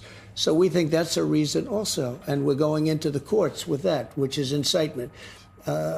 Antifa causes tremendous incitement, and the things they say and the things they do are horrible. So we're going to find out. You said millions and millions of dollars going towards some of these groups for agitation the other day. They're agitators. Who are they? Well, and where's the money coming from? Is it foreign entities? Well, that's what happened whenever Trump started going after the people that were funding the riots that were going on in L.A. The minute that they started targeting where the funding was coming from, the L.A. riots completely stopped. They're all being funded from somewhere. They're all being paid. I mean, why else would they be doing it? Find out, and we're going to find out in great detail. And it surprised me that Biden wouldn't have done it, because it really became hot over the last 3-4 years. It surprised me that Biden wouldn't do it. I didn't like that either. I didn't like how people were towards Biden when they found out he had cancer. I wasn't a big fan of that either. I was not a fan of that. Not at all. And I'm going to be honest, if you find some videos of Charlie Kirk advocating for death and violence, I'm not going to be for that either, but I still don't think he should have been killed. Straight up, man. Then as I got to know him, first of all, he didn't call the shots. He wasn't. Oh, damn, it's Sheikah. Small villages with populations of 2,000, they decide to place immigrants, sinners. Bro, what's even more fucked about what's going on in Europe is so I've heard stories of the government paying motels millions of dollars just to house immigrants there, and they're causing such a big uproar. And then they'll take the person that's housing them in these motels or hotels or whatever, they'll have them advocate for the migrants being there, but it's like, dude, of course you would advocate for it there. You've got full rooms and you're making millions off of this. So of course you would advocate for them being there, you idiots. Like, what do you think is gonna, what? But welcome, Sheikah. The standard stream is up over on the, it's on the channel. So you don't have to watch the short version of it. The normal stream is up. There's an actual big stream. So welcome, Sheikah.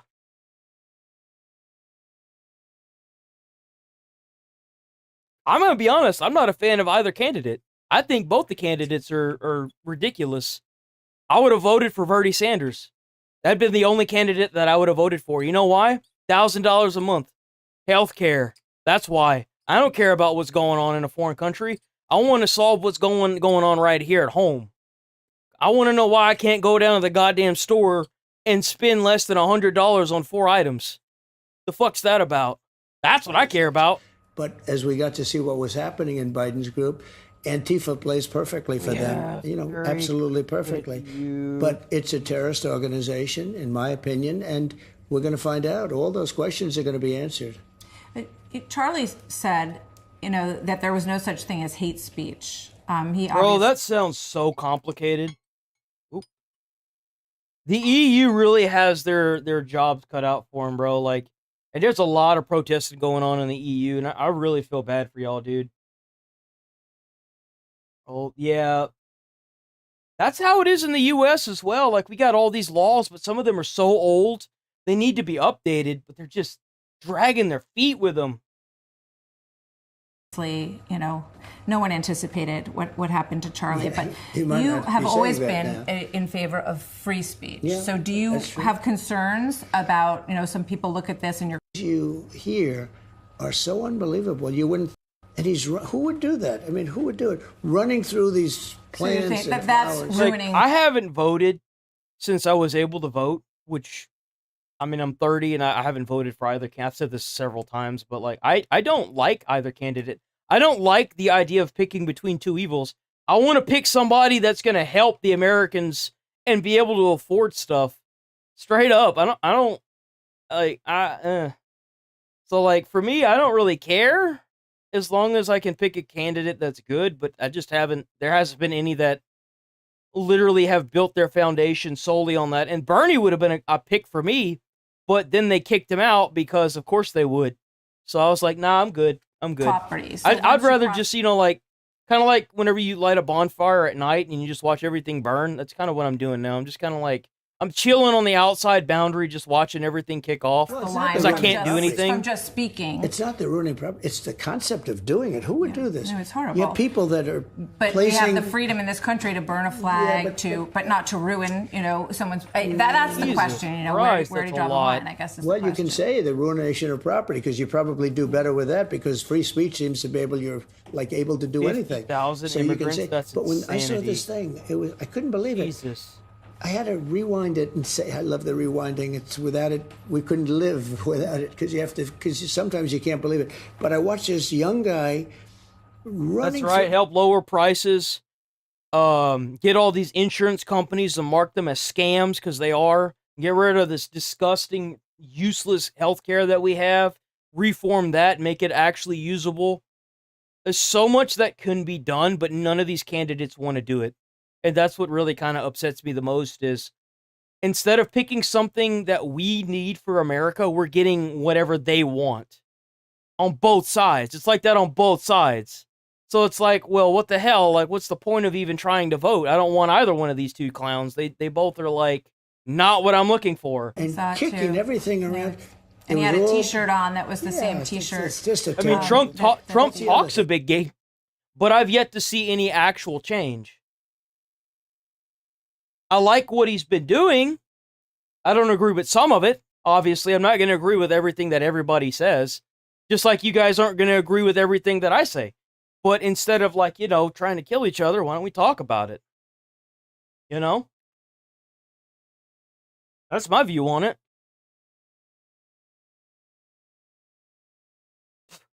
Okay. Let's move. So, I don't know if you guys know about Hassan Piker. But the bro just can't keep us. Actually, you know what? Hold on. Here we go. So, to give you an idea, Tectone has called somebody fat, and he's actually been called a rapist. Okay, he's been called a rapist, and he called the same person fat, and he's the one that got banned. To give you an idea of the kind of crazy shit Hassan says. Lords who don't want to rent out their. By the way, this is XQC. Check them out. Who don't want to rent Why out is this so quiet? their properties. You said, kill them, murder them, let the streets soak in their red capitalist blood. He said that shit on stream. He's talking about Americans, if you're wondering. Nothing came of it. Doesn't that make you part of the problem with violent discourse? This was in a conversation that I was having with a landlord friend of mine, and it's, of course, hyperbolic, and it's not meant to be sincere. This is not sincere advocacy. It's not a real... But you say that in front of 30,000 viewers, one of them people's gonna take it real. Is it like he's putting like layers of explanation? But that's the problem that I have, and it's why I said last time. It's not that I'm not trying to pull the ripcord, but it's why I say, If you're wondering why he sounds like a cartoon character, it's because his original language was French. He's Canadian, so it's none of it's okay. It's why I don't. So it's why that's why you can't advocate for death and violence at all. Period. We're not gonna watch the whole thing, but I thought that would be nice to have an idea of how bad Hassan Piker's like rhetoric is online. He says this during streams.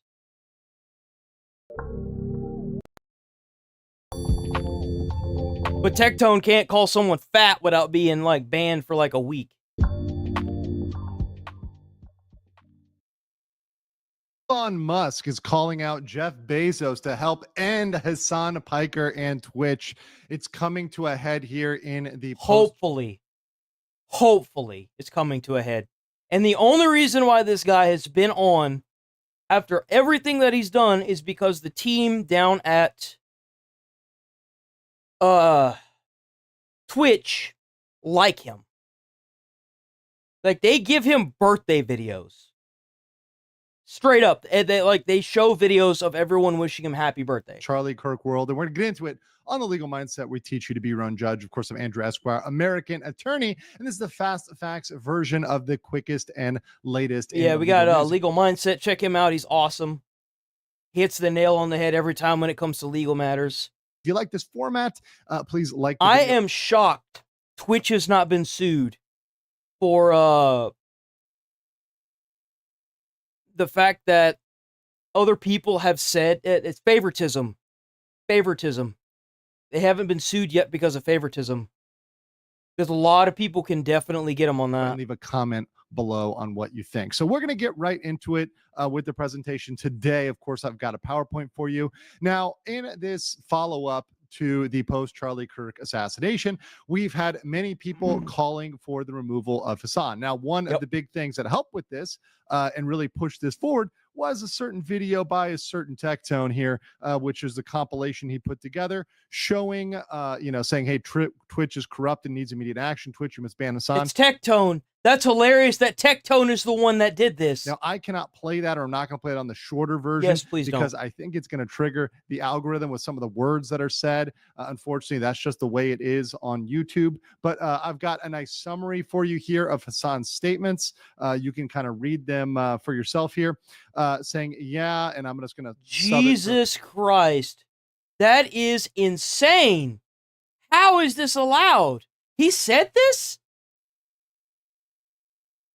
Oh my God, that is insane. Delete them, delete those MFers, delete these MFers in the street, let the streets soak in their red capitalist blood. That is the direct quote there. Then you need to be gutting them. You need to be shanking these MFers and letting their intestines writhe on stage. And then he follows that with the Hassan follows. And nothing happened to him. Are you freaking kidding me? That Yo, I guarantee if Aspen knew about this, bro. Clip with slice he them would be up. advocating. Yeah, slice them and dice them. He'd be advocating to get him deplatformed. There is no way. There is no context. There is no later explanation. There's no in Minecraft you can add to that to make these comments okay. Thank you. When they are directed towards individuals, directed toward groups, directed towards specific people, these are calls to violence. These are wishing death, in fact, painful death on people for simply being your political opponents. Yep. It's completely unacceptable. And they wonder why people keep getting killed. Who'd have thought? I wonder where it comes from, guys. And this is like the most extreme version of what is going on right now, or was going on in social media for the past 4 years. Like, that's how somebody like this is able to slip through the cracks with such insanity. I mean, this is crazy. Of thinking is very much. What really sucks is that I honestly don't think Hassan really feels this way. I mean, maybe he does, but I feel like because of his audience, he's dug a hole he literally can't get out of. What ended up radicalizing an individual to ultimately end up commit the assassination of Charlie Kirk. So this is exactly the sort of behavior that needs to be eliminated from the workplace, from the media, etc. This does not need to be out there. Once again, death threats and calls for direct violence and calls to violence or insurrection have never been protected speech. They've never been something. Thank you so much. You are protected with free speech. You can flip a cop off, but you can't say you're going to hurt them. That's not free speech. That's violence. That is calling to violence. That is threatening. You can't just threaten people. You can't advocate for death, dude. It's not how the world works. Stop doing it. That's out there. And it's insane that Twitch hasn't done anything about this. Okay. And in fact, if somebody who is the political opposite of Hassan had said this, they would probably be behind bars. They would probably be investigated by the FBI. That's the crazy part. Probably be locked up. But for too long, we've allowed these comments to slip, and we've allowed these comments to. Well, what do you think free speech is, guy? Because you're gonna get banned. But please, I'm so curious to know what your definition of free speech is, Mr. Plant Man.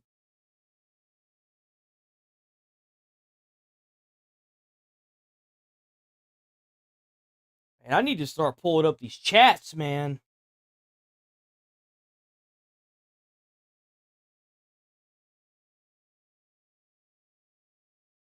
Maybe you should go read the Constitution and read what it says.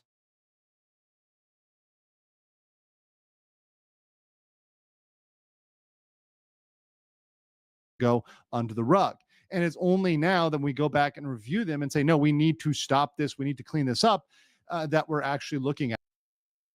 Express your opinion, ideas, and informative without government interference for... Bro, what fucking... No. That's not what it says.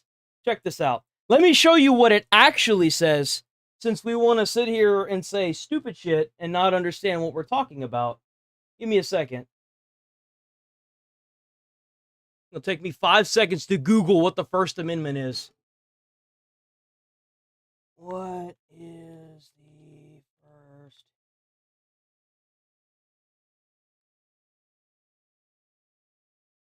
I want it word for word. Where is it at? Yes, Constitution. The first one, I believe it's the first one. First Amendment explained. I want the explanation. I want.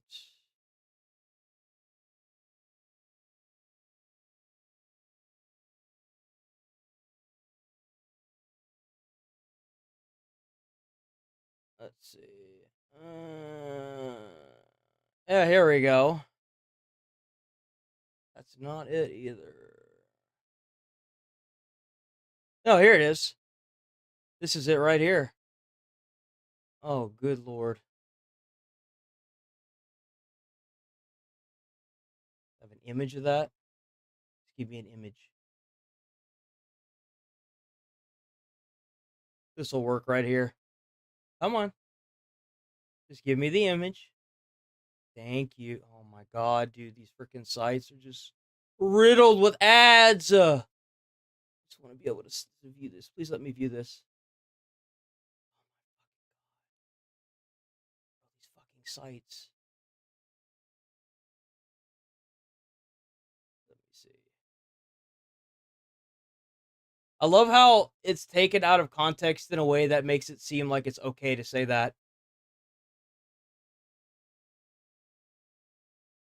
Censorship, express themselves peaceably. No, this is it. This is it right here. There we go. This is it right here. Here you go.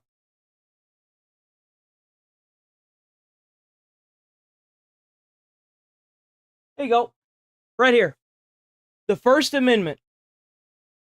Protective 5 fundamental rights from the government. Oops. Infringement, freedom of religion, speech, press, assembly, and petition.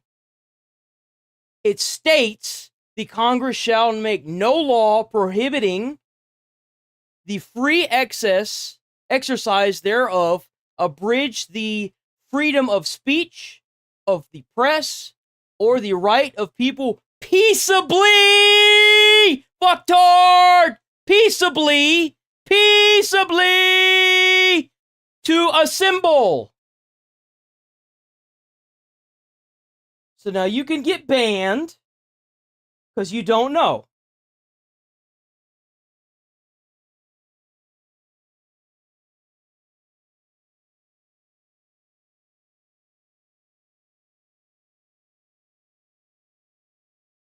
Submit. Remove. Bye-bye. Actually...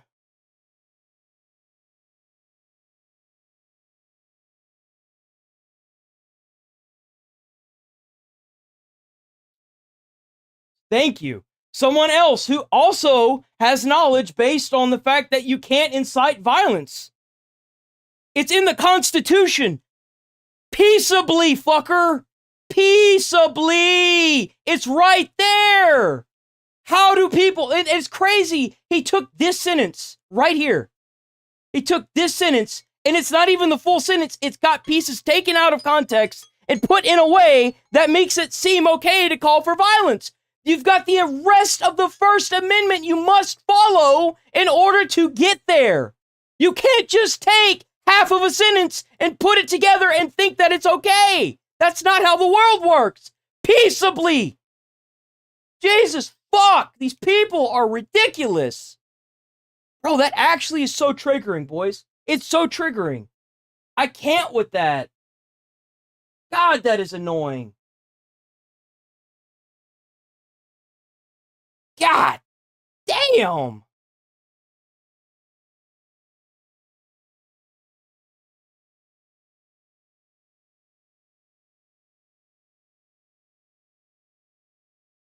Go through here and remove this idiot's freaking comments.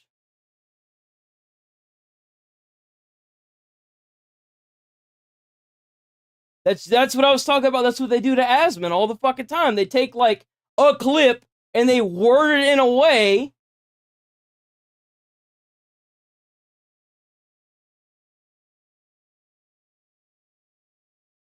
that makes it seem okay to advocate for this ridiculous nonsense, bro. Get out of here. Ah, it's so goddamn annoying. Oh, I'm actually shaking, dude. I'm so mad. I had to do that on a comment a couple days, whenever Kirk got, I had to do the same thing for that. I was like, dude, this is so irritating. Jesus. Many people, myself included, have been calling for this for a while. Actually, I hadn't seen the clip involving the red capitalist blood. That actually, I just saw that one in the compilation. I hadn't seen that one previously. So even I, who's had some interactions with Mr. Piker, did not know about that. Go read the Constitution before you make dumb comments. Is very, very much not okay. And there's really nothing in terms of explanation or cope or whatever else that can make saying that to an audience of tens of thousands, ultimately millions on the rewatch and people commenting on it. There's nothing that makes that okay. And this is very much the reason why people are celebrating death and calling for more death, is because people like this get away with it. That's exactly why. They're seeing that nothing's happening until somebody gets killed. And now stuff is going to have to be done because people are getting killed. Of course. Like Hassan and his followers, to be clear, because there are others that follow and make similarly crazy statements. These sort of statements are exactly why we're in the position we are today. And it's gotten the notice of Mr. Musk. Mr. Musk is tagging Jeff Bezos, as he knows that Jeff Bezos owns Amazon, which is the parent company of Twitch, saying, "What's up here, Jeff? What's going on, Jeff?" Now, mind you, Jeff is no longer the CEO of it. And you know what's crazy? As I said that, I said the only way they're going to deplatform Hassan is if Bezos gets involved. Is if Amazon cracks down on Twitch. Amazon, but he is the largest shareholder and the executive chair of the board of directors. So he has a lot of say. In fact, I would say it's actually a better position than the CEO because you don't have to run the day-to-day. You just have the most say in the company. So Jeff Bezos can absolutely team up with Musk to stop this. And he's got a massive incentive. I'm going to explain to you why. So there are morality clauses in corporate contracts. I've talked about these before. I'm going to talk about them again here today. You guys really, really need to remember this because this is standard language in almost every corporate contract. They allow for cancellation for anything that would damage the reputation of the company or anything negative for PR, anything that's not going to be positive for PR in the company, they can terminate for that. I don't think Twitch gives a crap about that. If I'm being completely honest, I don't think Twitch has given a crap about PR in years. If I'm being completely honest, Twitch hasn't cared about PR since they launched. They don't care. At this point, I think they're just trying to stay above the water because ever since they lost like 25% of their viewership because of the botting problem, like I don't think they care anymore. I think they're just, reason. So all of these, they're cooked. They know they're cooked, but they're just trying to stay above the water. Morality clause tucked into them. So simply for the fact that this is not a good look for the companies and institutions and governments that are engaged, they can terminate these contracts. And these contracts can be terminating contracts with subcontractors or vice versa. So, for example, we had a contractor that was writing a Sonic comic book making crazy statements. Sega could cancel that contract. We have bookstores that have already refused to sell Stephen King based on his comments and what he's been saying, right? And no shot. Stephen King said something? No, Stephen C. What? No, not Stephen King. What did Stephen King say about Charlie Kirk?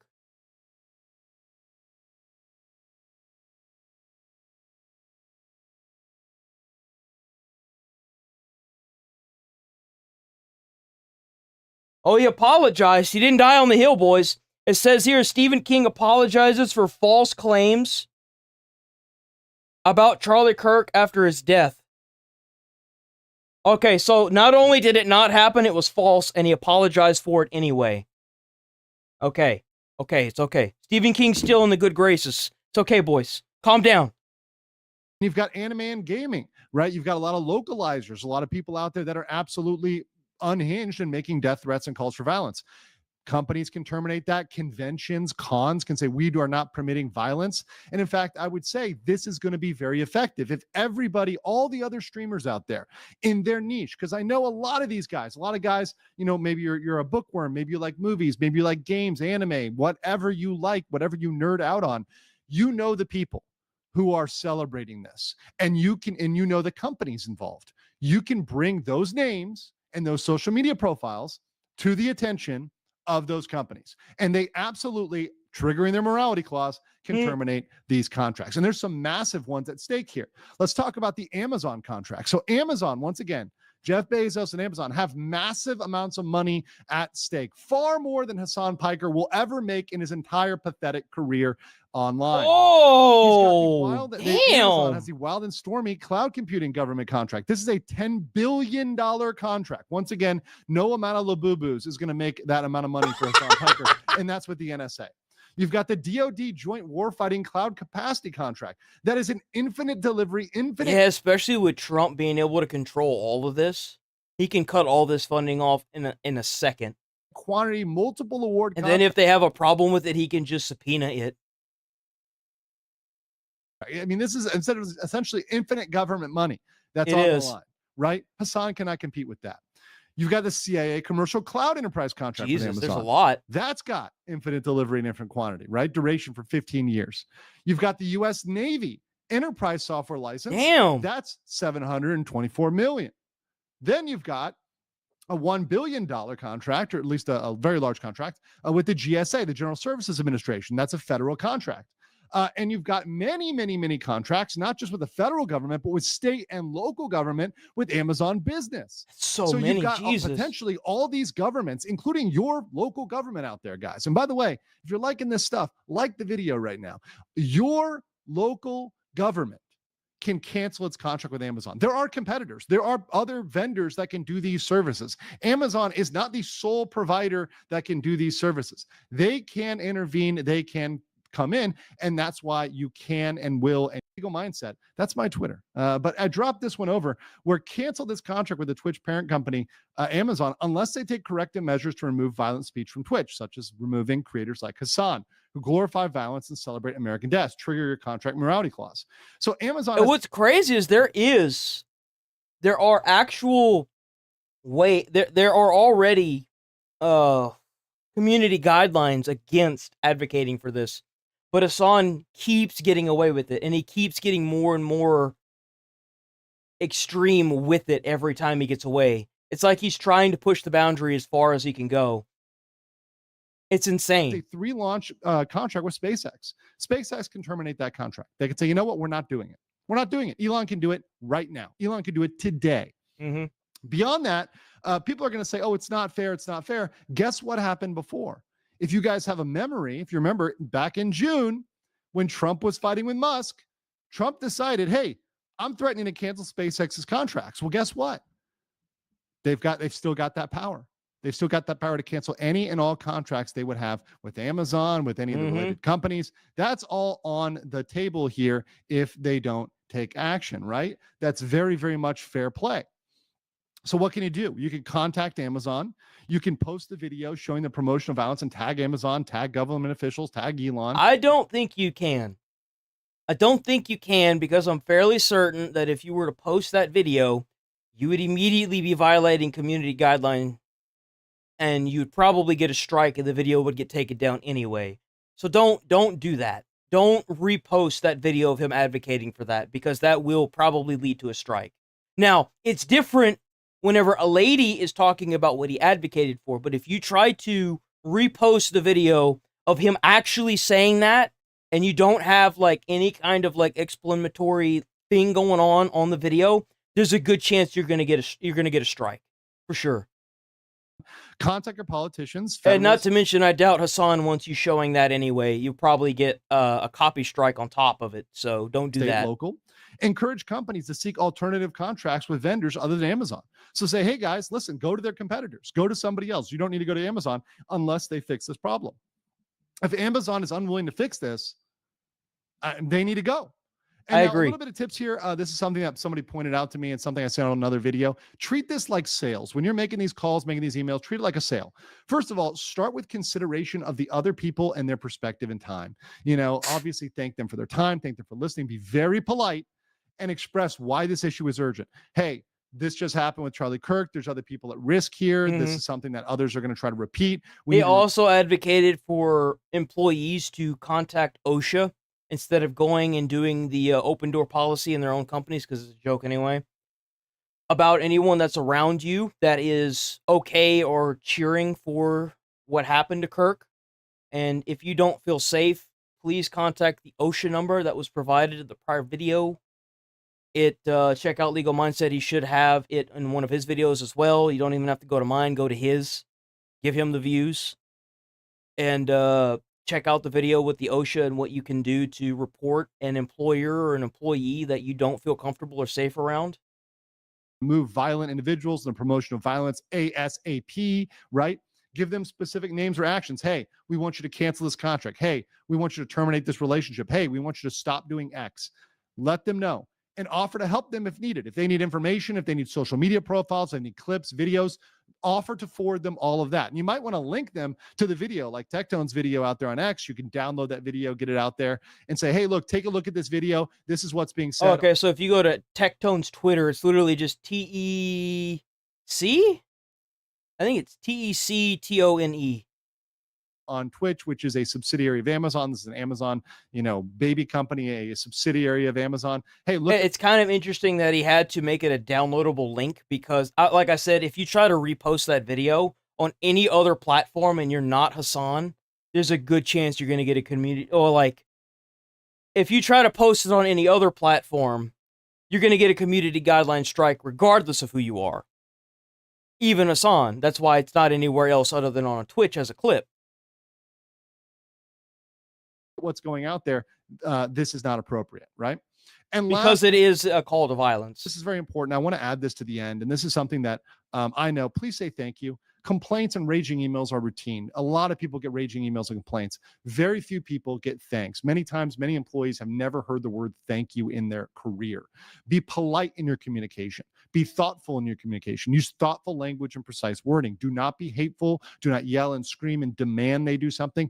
Be thoughtful, be precise, be better, right? Be better than the people screaming and reeing out there. That's right. Go in with a mission, go in with a goal, go in with an objective to get these relationships broken with anybody that's going to promote violence or any platform or business that does not remove people that promote death and violence. It's not acceptable.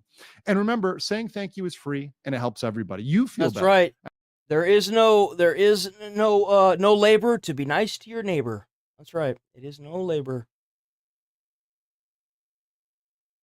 Bloop.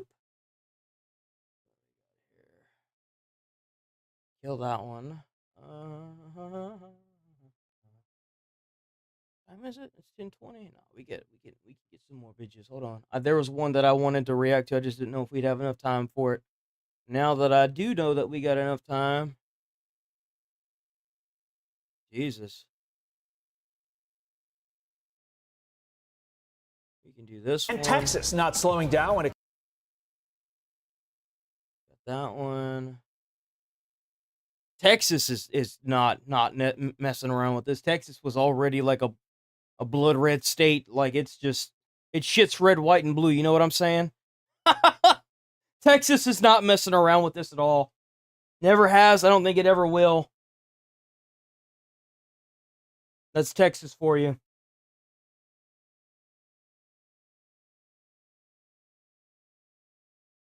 You know what's crazy is like, regardless of who is president, I don't think I've ever been in a situation where, well, until recently with the Democrats, where the Republicans in the state were against the acting president and doing what the Democrats are doing right now. I don't think I've ever been at, like, I don't think I've seen that, at least not yet.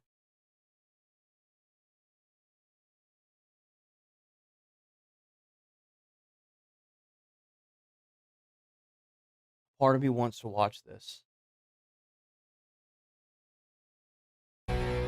Breeds as an entrepreneur. Of course, it's Fox and Friends. Who else would it be? There was something else. Hold on. There was something from Bellular that I wanted to look at. Where's it at? Bellular.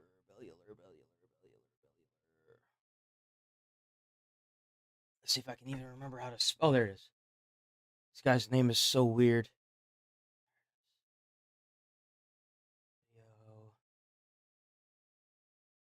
This one. Maybe not. Let's just do these ones first, and if we got enough time, then we'll do that one. Okay. Let me use the bathroom real quick. I'll be right back.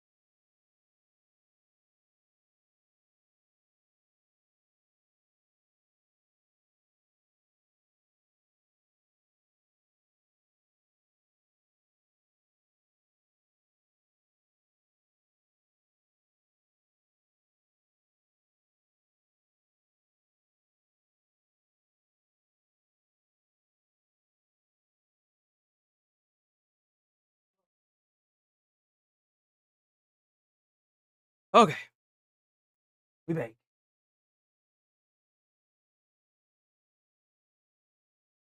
So, what the hell is this? Boom! All right, let's get it. See, this is the whole reason why XQC said he never wants to be in a room alone with a girl. A deadbeat father, tricking millions of people on the internet. You don't know who this is? This is a Tozy. Check him out. Awesome content creator. Leaving her. And now she's trying to capitalize on this controversy by selling a course on how to do the exact same thing. Hands down, one of the most sociopathic things I've seen done on So wait a minute. So she claimed that something happened to her. And then she tried to turn around and sell a course on how you could be successful at winning. On how to set it up to where the same thing could happen to you. And then she tried to... That's a mouthful. Internet for a while. And while this whole situation began a few months ago at the end of May, an update from a few weeks ago quickly escalated this from being about a TikToker making a stupid video and doubling down like 12 times to a TikToker solidifying herself as an absolute scumbag. So, unfortunately, meet Vanessa Vibes, the TikToker who fabricated an entire guy's story to try to become famous off of his name. And now it hasn't worked. It seems like she's attempting to at least make a quick buck. That happened recently with that other guy. That girl was posting those like recent TikToks claiming or leaving up in the air that she was SA'd, and then come to find out she wasn't SA'd. And it's like, but the way you uploaded the videos, it made it seem like something had happened. And then she like falsified messages too. just to bring him down, and it didn't work because. And the guy we're talking about today is Ray William Johnson. The dude is essentially the godfather of YouTube talk shows and or reactionary commentary on YouTube. And he's the first creator to ever hit 5 million subscribers, and he did so with his show called Equals 3. Huh.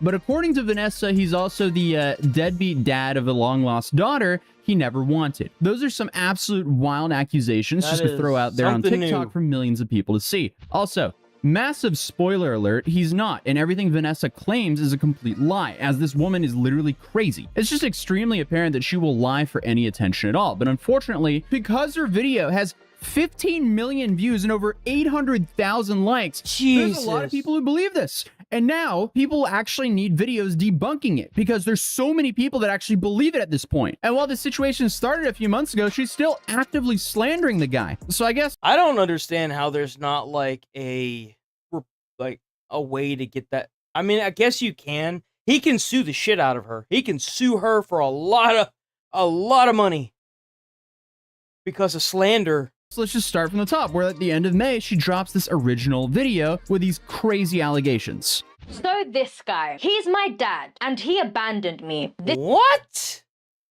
Holy This is Ray God. William Johnson, and he's from Oklahoma. He's super famous on YouTube. Now Ray, my dad, used to study in Columbia University. My mum went there too. She grew up in England. What in the hell is wrong with the internet?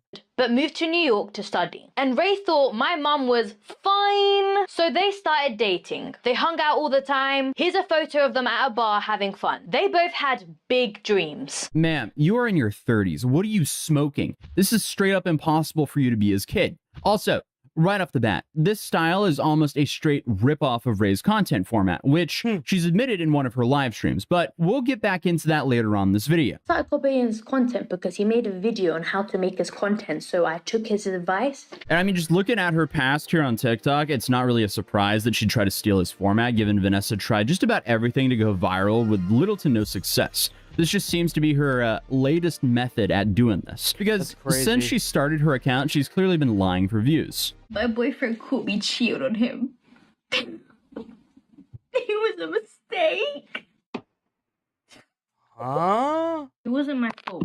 I was ovulating, and the guy was rich. Biologically, I'm wired to get with the best provider, so technically... Oh, it makes so much sense now, just based on how she's talking. Oh god, it makes so much sense. Clearly, this is rage bait, but I also think it's natural for her to act as someone who's unlikable, because that's the only genuine thing about this woman. Whose idea was it to give women rights? Yeah, okay. But then she pivoted to this whole pick-me genre to appeal to, I guess, a male audience. I can't stand pick-me women. God, they're so annoying. They're so weird. Like, no one wants a woman that's gonna sit there and burp and fart and act like a fucking degenerate. Like, we already deal with friends that do that. We don't want a girlfriend that's gonna do that, or to marry somebody that's gonna do that. That's a great way to not find somebody. Not men. Instead of injecting your lips and pulling your skin behind your ears to make yourself look younger, fix your attitude. Men don't want to recycle. I agree. You should fix your attitude because you're crazy. Plastic. But I guess those Couldn't videos agree did more. not get her That's the probably the only thing we agree about. attention she wanted. If only she just took her own advice there and fixed her attitude. But instead, she just decided to go on with her next desperate attempt. Because Vanessa, in her most desperate attempt at clout chasing yet, makes this elaborate story claiming that Ray is her deadbeat father. And we're not talking about like some speculation like, hey, No, he she might be my claims it. dad. Yeah. No, she says with full confidence, and she's like built this whole story around it. Like with the amount of like world building and lore crafting here, you would think that she's like some sort of like Wattpad fanfic writer. But on top of that, she used a whole load of AI generated photos for immersion, full timeline of events, backstory, drama, and of course completely ripped off Ray's style of making videos. And Ray thought my mum was fine. Deadbeat father. I mean, the amount of whiplash that would give any person, just saying all of that out loud makes me feel insane. So I can only imagine how Ray and his wife feels about this situation. But how much worse... I know that they must have had that like sit down conversation of like, what's going on here? You know that had to have happened. In this skit. And then he's probably like, I have no idea. It's like that prank where you like, you draw the like lips, you like lipstick your mouth as like the girl, and you kiss your hand, and then you like touch their neck or something. and then you're like, where did that come from? I can imagine the whiplash would be about the same. Whole lot worse. Except my actual video might get a little bit better because I realized I forgot to turn on one of my studio lights. So while my lighting might have just got a little bit better, this story just gets so much worse. Ray wanted to be a YouTuber, and my mum wanted to work in film. They were both working really hard towards those dreams, until my mum realized she hadn't had a period in 3 weeks. She was And 800,000 people like this video. body my choice. So Ray said, well, I'm dumping your stinky ass. And that left my mum heartbroken. That is such a... That's weird. I mean, I hate to break it to you, but if the guy doesn't want to have anything to do with a woman and the baby, then that's just how it is. I mean, you can send him child support, and do that, try to be in the kid's life if that's how you feel. But if you don't really want to have kids and you're being forced to have kids, then that's... I mean, you can't really call them a deadbeat if before they even, And I can say this because, like, I actually told my dad whenever I was 6 to stop calling me and telling me he's going to come pick me up because all he was doing is breaking my trust. So, like, my dad was a deadbeat. And the worst thing you want in your life is somebody that's just going to sit there and kick you down 3 more feet than what it already is. So if they really don't want to be there, forcing somebody to be there is not going to make the situation any better. And calling them a deadbeat doesn't really solve anything either. Wild quote to just make up about someone. And again, 15 million people saw this on TikTok by itself, and 800,000 people like this video. Meanwhile, on Facebook, you have over 5 million people who've seen it. And the story just sounds like it was ripped. She must have gotten like a couple thousand, like she must have got thousands out of that. That video must have made her so much money. Straight out of some Tumblr era fan fiction post. So of course she would take that and run with it, because that's what usually ends up happening with these. Is like, it's like it's either a negative or a positive feedback loop. You say something negative and you get a feedback loop and you just keep doing it, and then it spirals into what you see with Hassan, or you get a positive feedback loop and then you get something like Hasman, who runs his audience doesn't run him. And that's where most content creators try to aim. At this point, the only thing she's missing here is her mom selling her to One Direction or something. And thankfully, I mean, looking at the comments of the original video, it seems like a lot of people agree that this is just absolutely insane. But I guess just for the sake of covering the story, let's go over her claims. This is all fake, but apparently Ray met her mom in college, got her pregnant, demanded an abortion, Did he even go to dumped college? her when she refused, and then completely ghosted them both. Then, according to her mom had to move back to England and raise her in poverty, while Ray became a mega famous YouTube star. She then included a photo that's supposed to be her mom and Ray together back in 2002 to make her claims see a little bit more legit. Except, again, this was actually Ray and his wife back in 2018. Then before you know it, the internet starts treating this like an episode of Jerry Springer. Some of the comments were 100% convinced that this was legit, while the majority of people, thankfully, could smell some BS here. But also, as I'm sure that you're aware, the internet often... That's how it was with me and Dip. Whenever that lady was trying to say that he was crazy and like doing all this stuff, and I was like, bullshit, boys. Doesn't really care about how true something could be if the story is wild enough. So they'll run with anything. So Exactly. of course, people just started sending waves of hate towards Ray, calling him a terrible father, a scum, a rat. I wonder what Ray First, said he about it. points out that in 2002, not only did YouTube not I used to vlog actually uploading vlogs during his senior year of college. Hold on, wait, I'm so It was sorry. missed, but he wasn't in college. Forced Ray to respond to this, and he completely debunks all of her claims. First, he points out that in 2002, not only did YouTube not exist, but he wasn't in college yet either. Which makes her That's hilarious. story impossible from the jump, since it was back in 2010 when Ray was actually uploading vlogs during his senior year of college. Jesus. So not only is there proof that she lied, but it's also just publicly available. One, I didn't go to college in 2002. My senior year was 2010. I used to vlog about it very publicly. It says it on my frickin' Wikipedia page. He began posting videos on YouTube during college. YouTube wasn't around in 2002. Two, this image that's, again, supposedly from 2002, you're telling me that I've looked the exact same as I do now for the past 23 years? Really? Three, since I was in college around 2000. It's so sad that he had to make a video trying to defend the stupidity Because people are just so dumb. And I got someone pregnant that year, allegedly, that would mean that that baby, now in 2025, that baby is 15 years old. This woman is not 15 years old. This woman is at least 35. Yeah, she really had Ray looking like a Funko Pop in her version of that photo. But if you thought all of this would be over after Ray finally debunking everything, you would be extremely wrong. I don't know how, but she's just getting started. Like, she immediately posted this on her Facebook account. Ray's a bad dad. Like, I personally think if you don't want to be a dad, you should have that right. Because if women want to have an abortion, they'll have an abortion. So I'm not hating anyone. I mean, this is just so far beyond a parody or a joke. This is just straight up disgusting. This is stalker-like obsession and would definitely pass as targeted harassment. Because, I mean, the fact that Vanessa had the arrogance to demand a DNA test and respond to why Ray hasn't been sued for child support, that's just completely baffling. Why wasn't he sued for child support? Well, he wasn't sued for child support because mom didn't have money for lawyers. And, like, she tried to get, like... Well, you do now. You do realize that you, as the child, can actually sue him, right? So why aren't you suing him? Free lawyers, but like they weren't really helpful because if you don't pay for things, you're not gonna get the best lawyers. So the mom didn't see a point in it. She just thought like I'd rather dedicate my life into raising my child than chasing a man who doesn't want to be a father. So she basically chose motherhood over chasing. That doesn't make any sense. It doesn't have to do about. It doesn't have anything to do with that. It has to do with money. Don't you think that it'd be easier to give a child a better life if you had money? Ray. Also, notice how a bunch of the comments are believing her and wanting her to bring her mother on to continue to expose Ray for something that's not even remotely true. And I kind of feel like some of the people in the comments are a little bit based because if you really think about it, if I was trying to expose this person as a liar, what better way than to get the mother on there? Seriously. Used to claim that she has more receipts. This is the thing. Mom won't save the emails. I have receipts. You guys have to wait till the next video. I'm not spilling the tea now.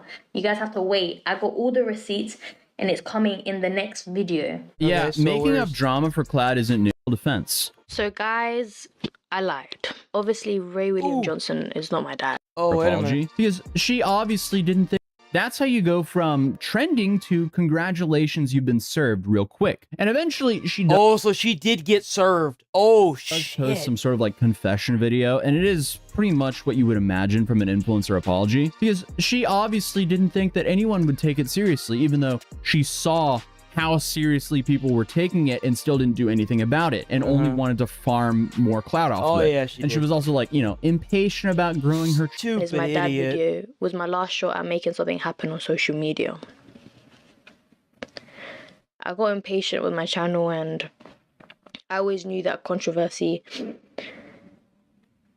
Over 25 million people have seen her slander Ray. She also continued to double down over and over and over again after it went viral. So she has no defense here. It still blows my mind that so many people's first and only priority is going viral. And that's just where That's what I don't... I think that's all I really need to see of this. It's a good thing that she got served, though. I don't understand why people want to go viral. Because, like, once you... Like, for example, I got a bunch of subs because I covered Charlie Kirk. And none of those people are returning to the videos after. Just because you go viral and get a bunch of subscribers doesn't mean that those people are going to continue to return. It doesn't work like that.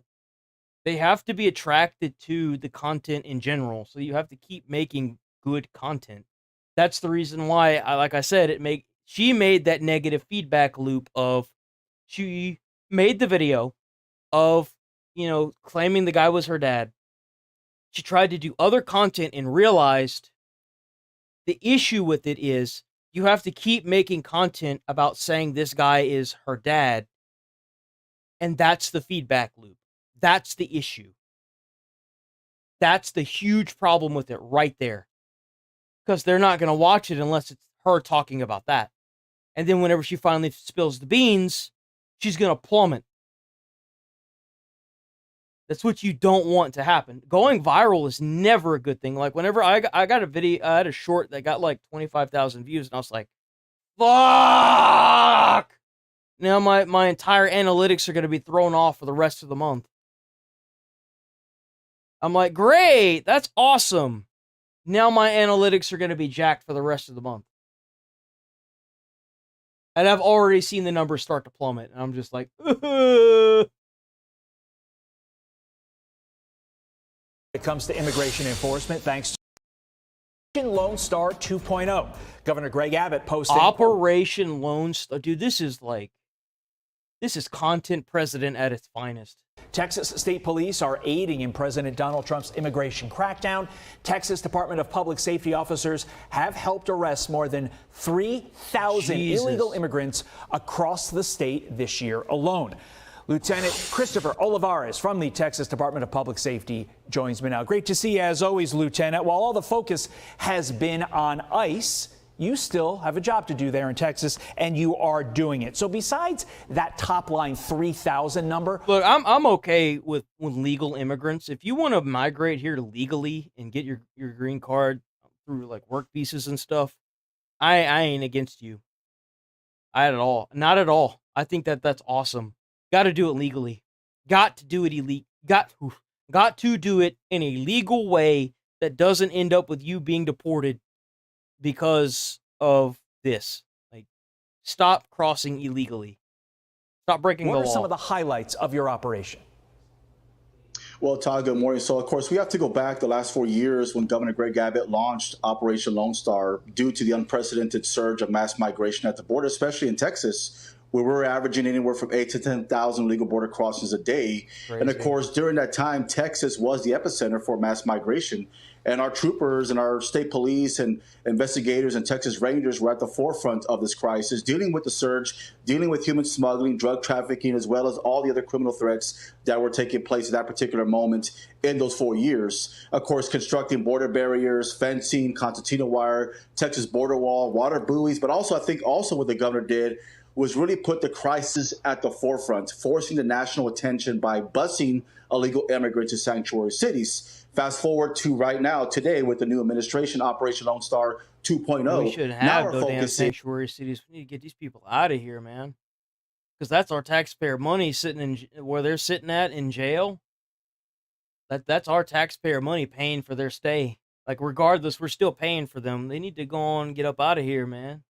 Obviously, now we don't have such a high volume of illegal border crossings because of the crackdown from the current administration. So now our efforts are partnering up with ICE, other federal law enforcement agencies, DEA, ATF, Border Patrol as well, and doing these strike force operations in the interior of Texas, focusing on larger metropolitan areas, while we still have specialized teams on the border working near the river, focusing on human smuggling, drug trafficking. We also have specialized teams that we call strike force teams that are working with agents. Because, like, the thing is when these people cross illegally, they don't just cross by themselves. They usually have, like, skin traders or, drug dealers that smuggle drugs with them when they cross like that. Like, you can't justify these people crossing. There's no way, dude. It's cracking down on criminal illegal immigrants that are in the state of Texas. Right now, currently, we have over. But think about, like, if any one of them just so happened to be like a terrorist from a foreign country and they came here to like bomb something. Like, it could be any one of them. 6,500 criminal illegal immigrants that have felony warrants that have committed crimes, assault, sex crimes, crimes against children, or other, even murder. So those are our priorities right now. The governor's made it very clear that we are going to work with our federal partners, which we've been doing for decades, but more so now that we have support at the highest level, that we're going to crack down on these criminal legal immigrants that have outstanding warrants to keep our community safe, to keep America safe. It is kind of shocking how many there are, you know? It's kind of staggering the numbers of people that are getting deported. Like those 450 or 475 plant workers that were at that Hyundai place. That's kind of crazy.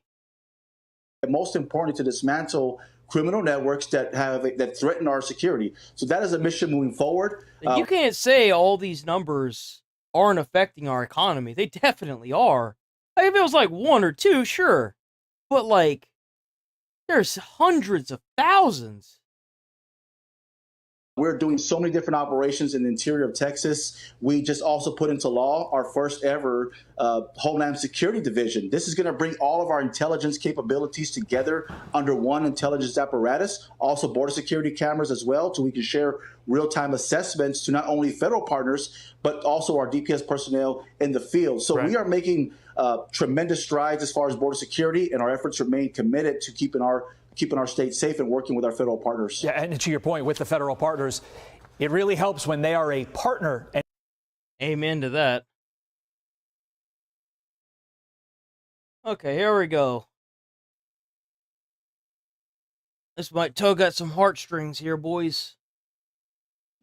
Hope you got your handkerchief. Just hours before his assassination, Charlie Kirk sharing these words to live by in his final interview. It's good no matter what season of life that you're in. If you're going through the worst of times, this too shall pass, and things are going to get better. If you're going through the best of times, though, it's really humbling. Like, this too shall pass, and this will fade away, because this will not last forever. So I love that. And they don't. Yeah, exactly. So it's a time-transcendent truth that applies towards all periods as an entrepreneur. It humbles you when you need it, and builds you up when you need it, gives you hope when you need it, and also gives you a little bit of a dose of a gut check. Wow. Pretty shocking, right? You can stream Charlie Kirk, the last interview, now on Fox Nation, or when it airs tomorrow at 8 p.m. Andrew K. Smith, who was the last person to interview Charlie Kirk, joins us now with more about that day. Andrew, thanks so much for joining us this morning. When did you tape that interview? How long before Charlie's death? And what was your reaction when you heard of his assassination? Yeah, we had him show up to the venue that we had in Salt Lake City I know, right? That's a good point. It's kind of crazy that you can just be sitting there talking to somebody one day and then they're just gone the next. It is kind of eye-opening if you think about it. It kind of puts some humanity back in you. Before we talked. So we talked for about 40 minutes prior to him going out on stage. And then he was on stage with me for about 35 minutes.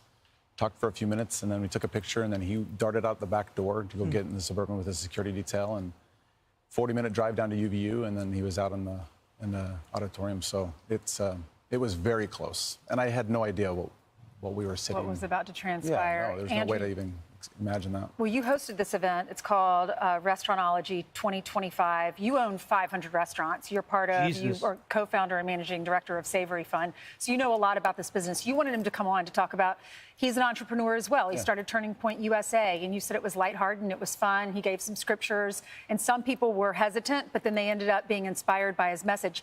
When you found out he was shot, you had to go out and do what? We had to tell him that, the audience didn't know. We had just said goodbye to him. We were backstage. We were running the event, myself and my team. And as soon as it happened, we were told there were some people that were actually at the event, some friends of ours that were at the event. And they just said, I think you just had Charlie on stage. He was just shot. And it was hard to even imagine I saw his shorts every now and then. I didn't know how big of a figure he was, honestly. And then I saw that it had said that he had been shot, and I was like, what? I thought about it, and I was like, there's no way. No way.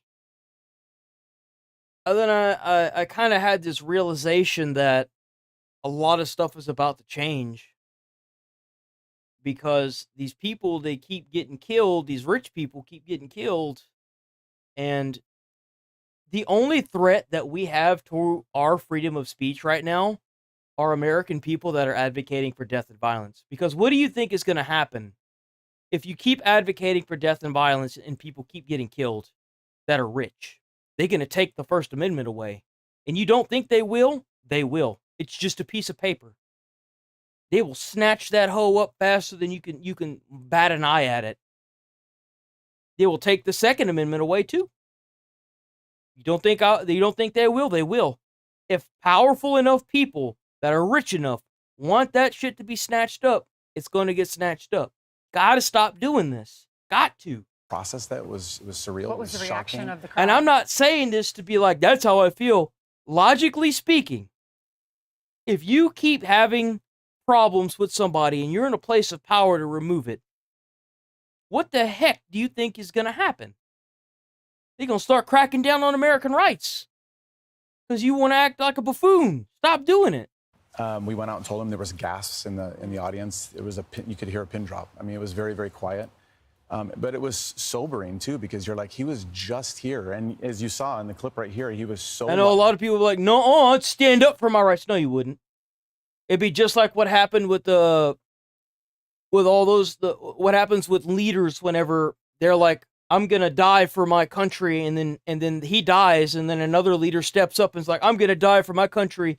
How many of those do you have? How many people with that mindset do you have to kill before the next person in line's like, "So let's come to the table and talk about a peace treaty," because I'm not willing to die. Not very many. You'd be surprised. Hearted and fun, unifying. It just felt so good. It sucks, and it's not an advocacy for violence. It's the truth. That's just how it is. Like, you can sit there and say that you're willing to die for a cause all you want until people start dying, and then you realize, oh, The energy was great, and when he left, man, he was on top of life. And he had a great entrepreneur story to tell too. I want you to be everyone to hear a little bit more of your interview. Watch. An entrepreneur at its core is a problem solver against the tide. Entrepreneurs are people that, quit companies while they might be ascending, or they're putting out a second mortgage on their home, or they're diving into savings or liquidating their 401k. And I think there's really something admirable about that kind of ambition. It makes the world a better place. I would say that the more that we can cheerlead the economy, the better. And the more that we can say that it's good, the more that it will be good. I don't think that's how it works, man. Continental Europe right now. I would much rather be the United States than a lot of these other countries. Oh, welcome back, Chase. We're global. So, and it went for 40 minutes, right? Yeah, for about 35 minutes we talked, and that was his feeling the whole time too. It was very positive, and he was so optimistic about America, about being an entrepreneur, about building businesses. It was inspiring. I think that everybody that was maybe a little bit on edge with him being there because of their position. Because of political? Yeah, because we talked earlier too, and we just said, we're going to take all politics off the table. And in fact, before we went out, I said, Charlie, okay, when we go out there, he's like, what can I do to help? And when he said that, I'm like, he's here to help. I was so impressed with him saying, I just want to be here to help. And I said, let's go out there and inspire these entrepreneurs with your journey and the things that you're doing to build your. I agree. I do honestly think Charlie Kirk, if he wanted to, could have been president. And it's because of how many young people he managed to get to come to the stage and talk and understand the ideals of what originally made America America. I do. Businesses too, and that's exactly. And he didn't have to do the interview. No.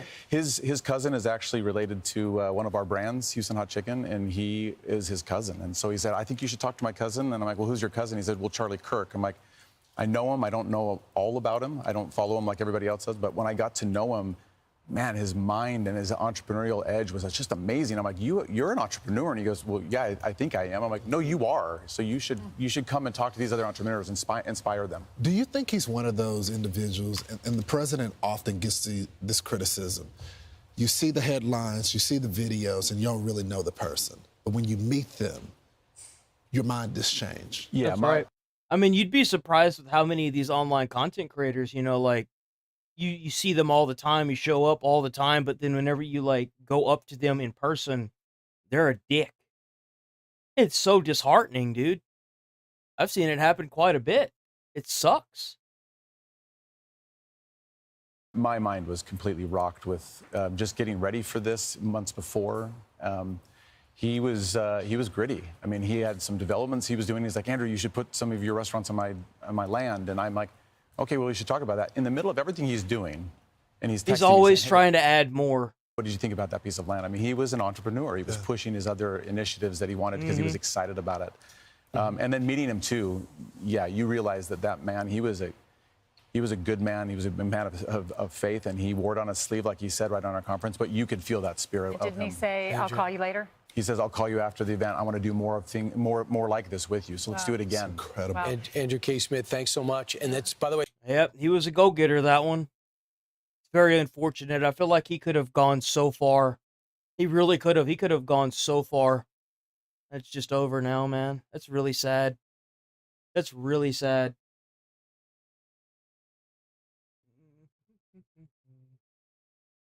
11-4? Yeah. Air travel is supposed. Whoops. Smooth takeoffs, clear skies. Bro, so for you that don't know, I'm terrified of heights. I've never been on a plane, and as far as I'm concerned, I'd rather swim the Atlantic Ocean than fly over it. So. To landings, but every so often, reality hits with moments so unbelievable, you'd think Hollywood scripted them. From pilots pulling off miracle saves to passengers capturing. Especially after I've been hearing about these planes that have been just dropping out of the sky, these big ass Boeing planes. Oh, nope, I'm good. That just happened chaos. These aviation. That is just terrifying. Bro, if I look outside the window and I see that, I'm going to need a new change of pants, dude. I'm going to have streaks going down my legs. Duh, there's no way in hell. Bro.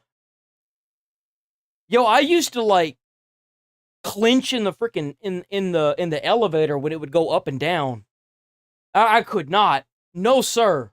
These aviation moments are equal parts terrifying and a little bit hilarious when you're not the one on board. Is that real? What? Oh! Yes. Nothing says confidence like turning a simple flyby into a sand-scraping wrong. Oh, you know that dude just jacked. Netflix subscription cancelled because apparently Top Gun streams live here, and the surround sound is free whether you want it or not. It's gotta be so loud.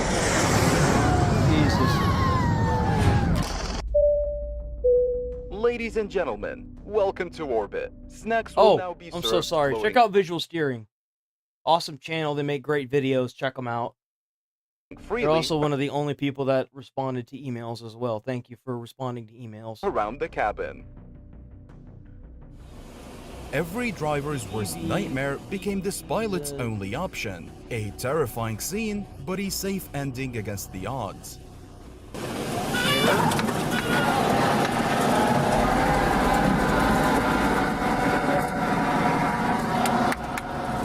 Probably have to save it for Monday. We'll save it for Monday. But you can post videos in the thing. Try to do it the day before, so that way I can like plan for it a little bit.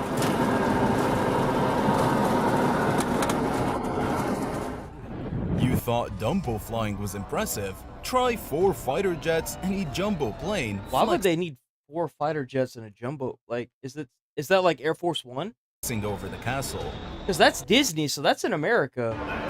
That has to be what, Air Force One? There's no way. Why else would there be 3?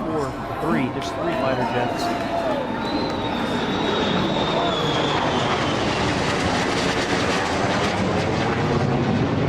What an interesting time for that to happen. Oh, nope, there's 4 more. Jesus. What the hell was on that plane?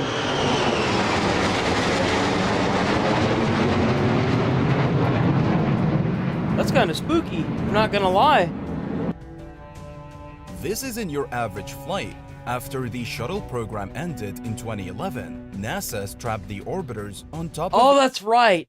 Yo, it's actually really cool because they kept the entire thing. So the entire thing, including the plane that it flew in on, is over at NASA now. You can go to NASA and actually get on this. It's so cool. The Boeing 747 and ferried them across the country in 2012, That's giving right. crowds a last chance to see space riding shotgun before heading to museums.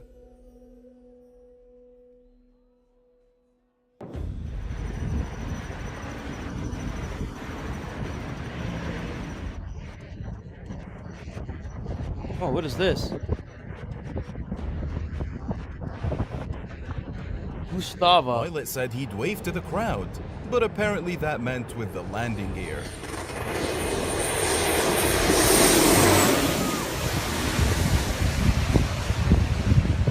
Ooh. Dude, I thought he was gonna like crash. That was really low. That rumble isn't the crowd, it's a B-2 Spirit stealth bomber. That's the only plane in the world that we currently own that no other country has been able to get the technology to. Every year, the Air Force does a flyover at the Super Bowl. That's the And only nothing one. pumps adrenaline like a $2 billion plane casually cruising over your nachos. That thing looks like a damn alien spaceship, bro. That thing looks crazy.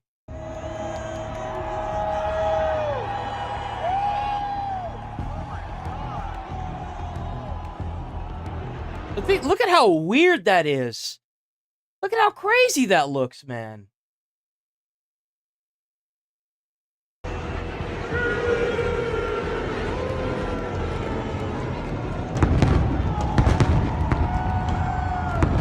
Like, look at all the rest of the planes that we ever made, and then look at this thing. Look at how different they are. It's like that damn thing came in from a different planet.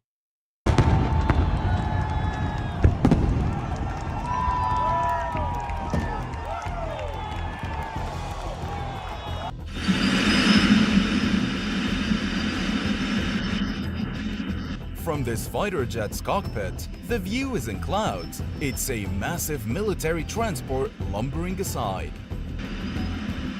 So those propellers are going so fast it doesn't even look like they're moving.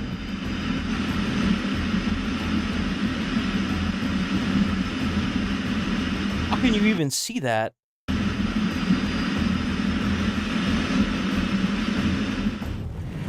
Только что аэропорт был.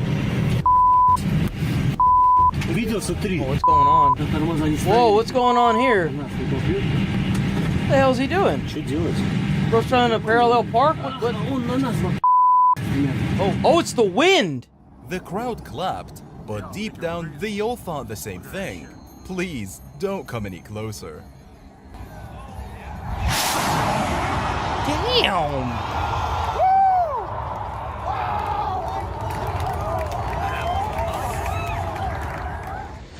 Who needs flight simulators when the pilot treats an actual city like a video game? One wrong move. Bro! Oh, you know someone got grounded after this. No way! Bro's playing Grand Theft Auto! It's a very expensive game over. Oh! Yo, man, how the hell do you even put that on insurance? My truck got hit by a fucking plane, bro. Like, ow. Oh, the crunching. Fun fact. It damaged the plane, too, to top everything off. Aircraft collisions don't always happen in the sky. Sometimes it's just a parked car learning about aviation the hard way.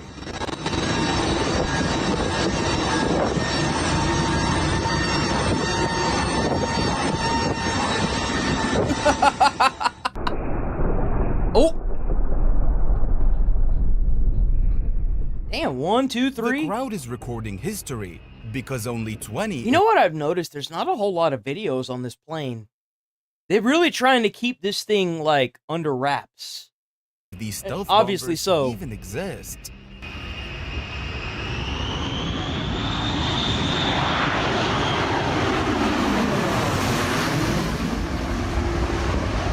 Where does that thing even have turbines at? Like, how does that thing even move?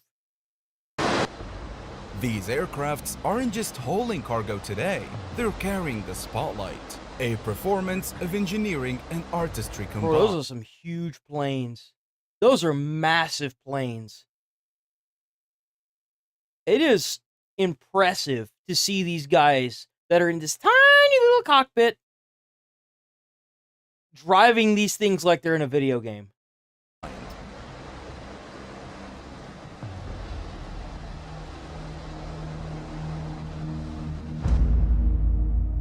What is that thing?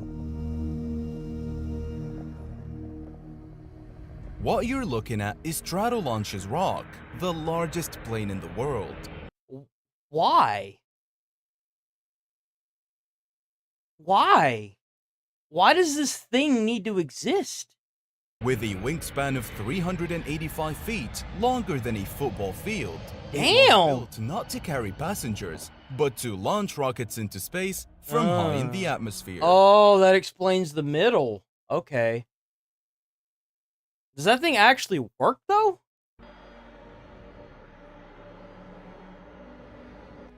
Fighter jets aren't just about speed, they're about control.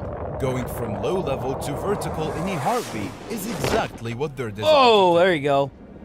I was wondering why that other one, the air didn't hit them.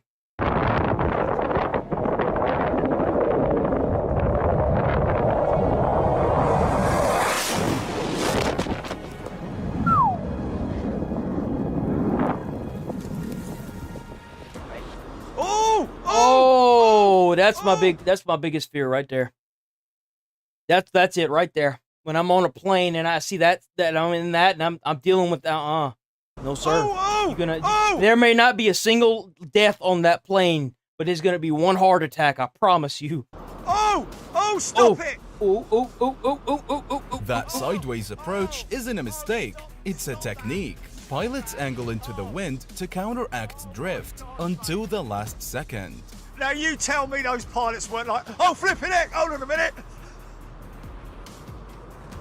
Oh my goodness me, how we did not go around, I just had no idea.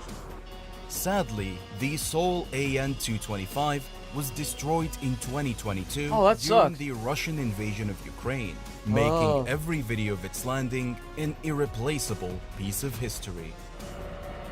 They could always remake the plane, I mean.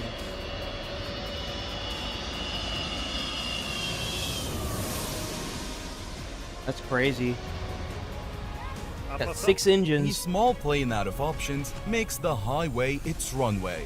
Precise and calm, turn a potential disaster into a miracle landing. Actually, that wasn't a bad landing. He hit the bush, missed the cars, like, that was pretty good.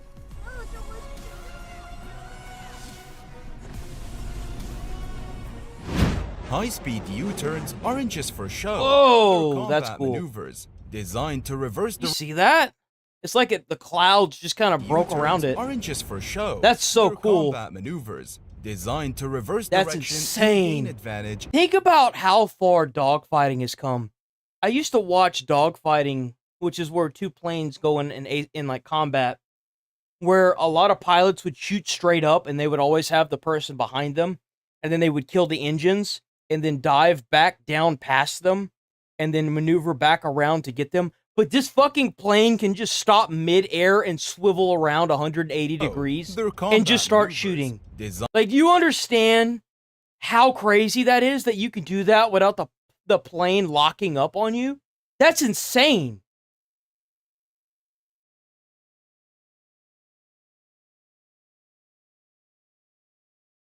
Like, this thing was able to literally do a 180-degree turn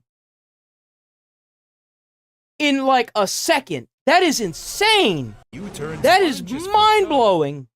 They're combat. Bro, you could be chasing this thing, and then it just turns around, and you're just like, oh, that's a thing. That's a feature? Okay. To reverse direction and gain advantage in seconds. That's it. Yeah, that's crazy. That's insane. And it didn't lock up or anything. That's insane. Yo. How do you even compete with that? Passengers get peanuts, others get legroom. That's crazy. Private air show at cruising altitude.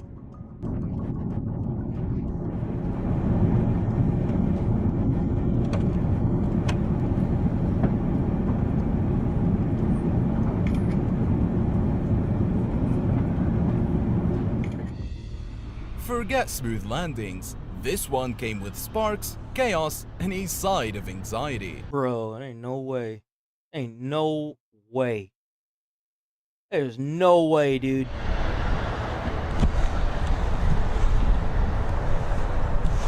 That's terrifying.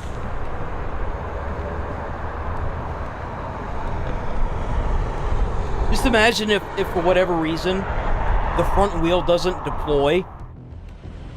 Bird strikes may sound minor, but bird strikes cause a lot of airplanes to crash. They can cripple engines and shatter glass. These pilots dodge disaster with reflexes honed by training. You know what's crazy? Is no amount of autopilot that you have on an aircraft is going to stop you from getting taken out by a bird breaking the window.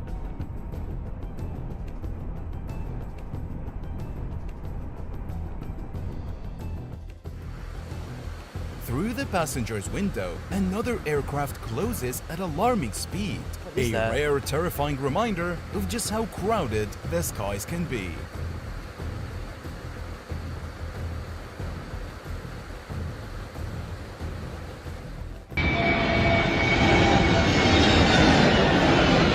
This doesn't.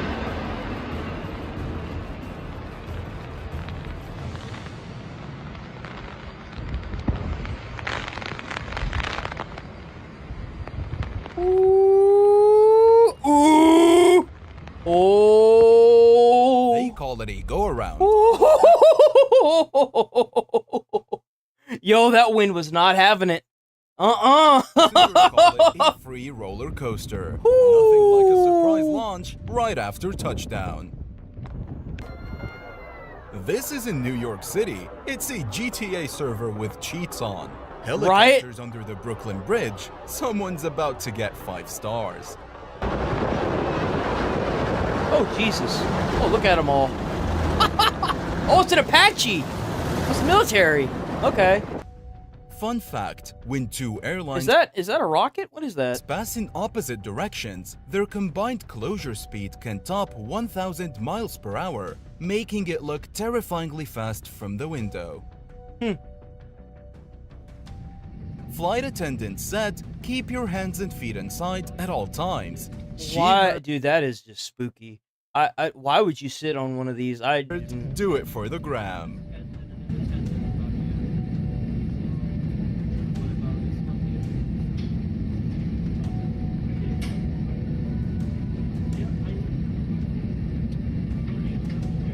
Yo, I'd be so scared that thing would just turn on. You'd be nothing but a blender. You'd be blended up, bro. There'd be nothing left. That's spooky.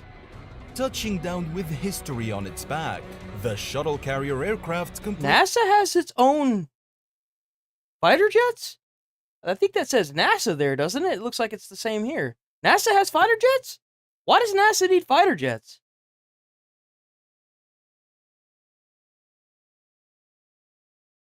It's one of aviation's most iconic landings.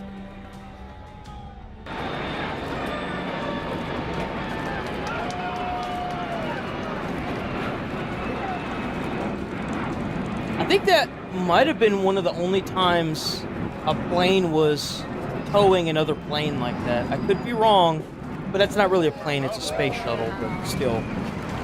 That's definitely the only time that happened. The smoke ring effect is created by controlled fuel and explosives, giving the illusion of danger while staying within strict safety margins.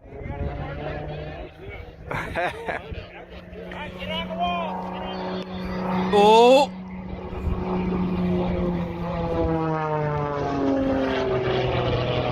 That's fun. That's really fun. Oh my god. This is basically the fighter jet version of, bro, do you even lift? To get a crossover.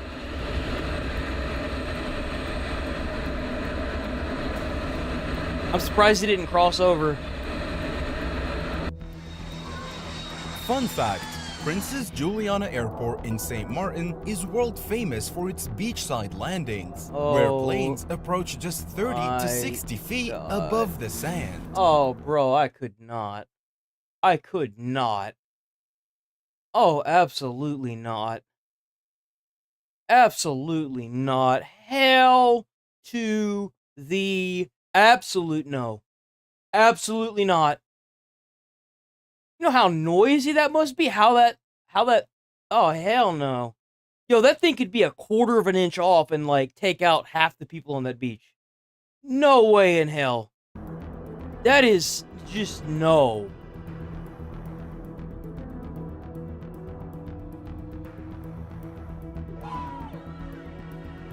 When your flight path doubles as a free window cleaning service for the whole block.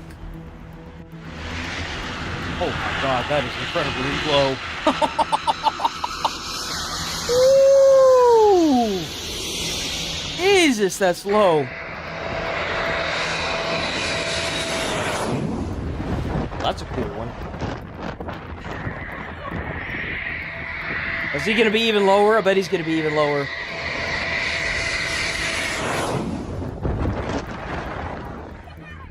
It's a moment where sound, speed, and adrenaline collide in breathtaking unison.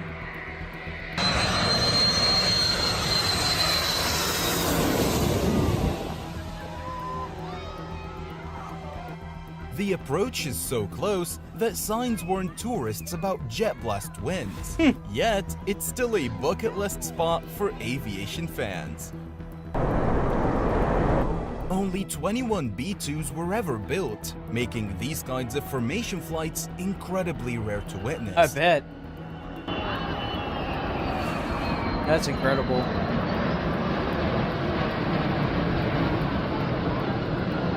They got like a plethora of different planes here that are all kind of different, huh? None of these are the exact same. I wonder what kind of strings they had to pull to do that. Proof that pilots really do follow the rules on the road. He didn't stop! What do you mean they follow the rules? He just blew that stop sign. Oh wait, the stop sign's for left and right, huh? They're for these two. When your runway feels more like a slip and slide challenge. Is he gonna slide when he hits the... Ooh, he's cutting it close! Ooh, he's cutting it close! Ooh! Oh! There it went. He should have went back up. These cockpit POVs show the incredible visibility pilots rely on during maneuvers. Bro looks like a cyborg wearing all that equipment, dude. Jesus.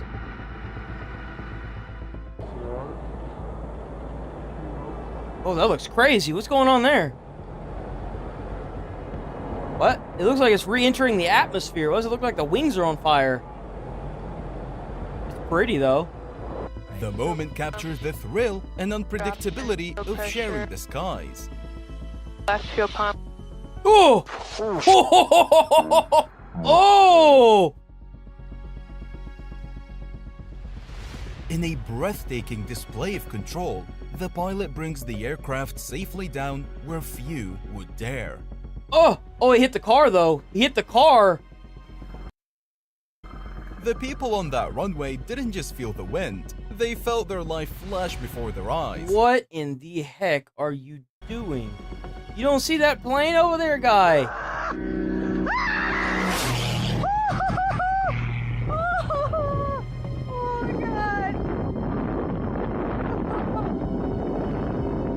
Holy God, that could have been so bad.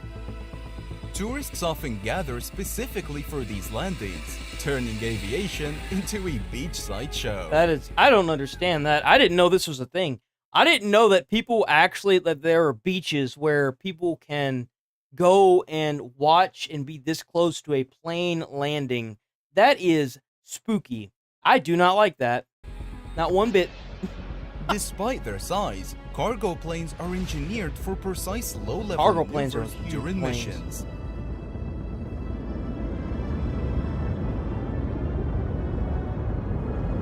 Some of like the biggest planes ever built.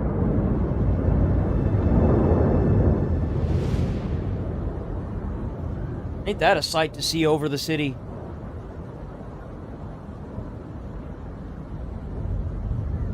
From near misses to jaw-dropping That was a flyby. great video. W visual steering. All right, boys. You're rolling out of here for the weekend.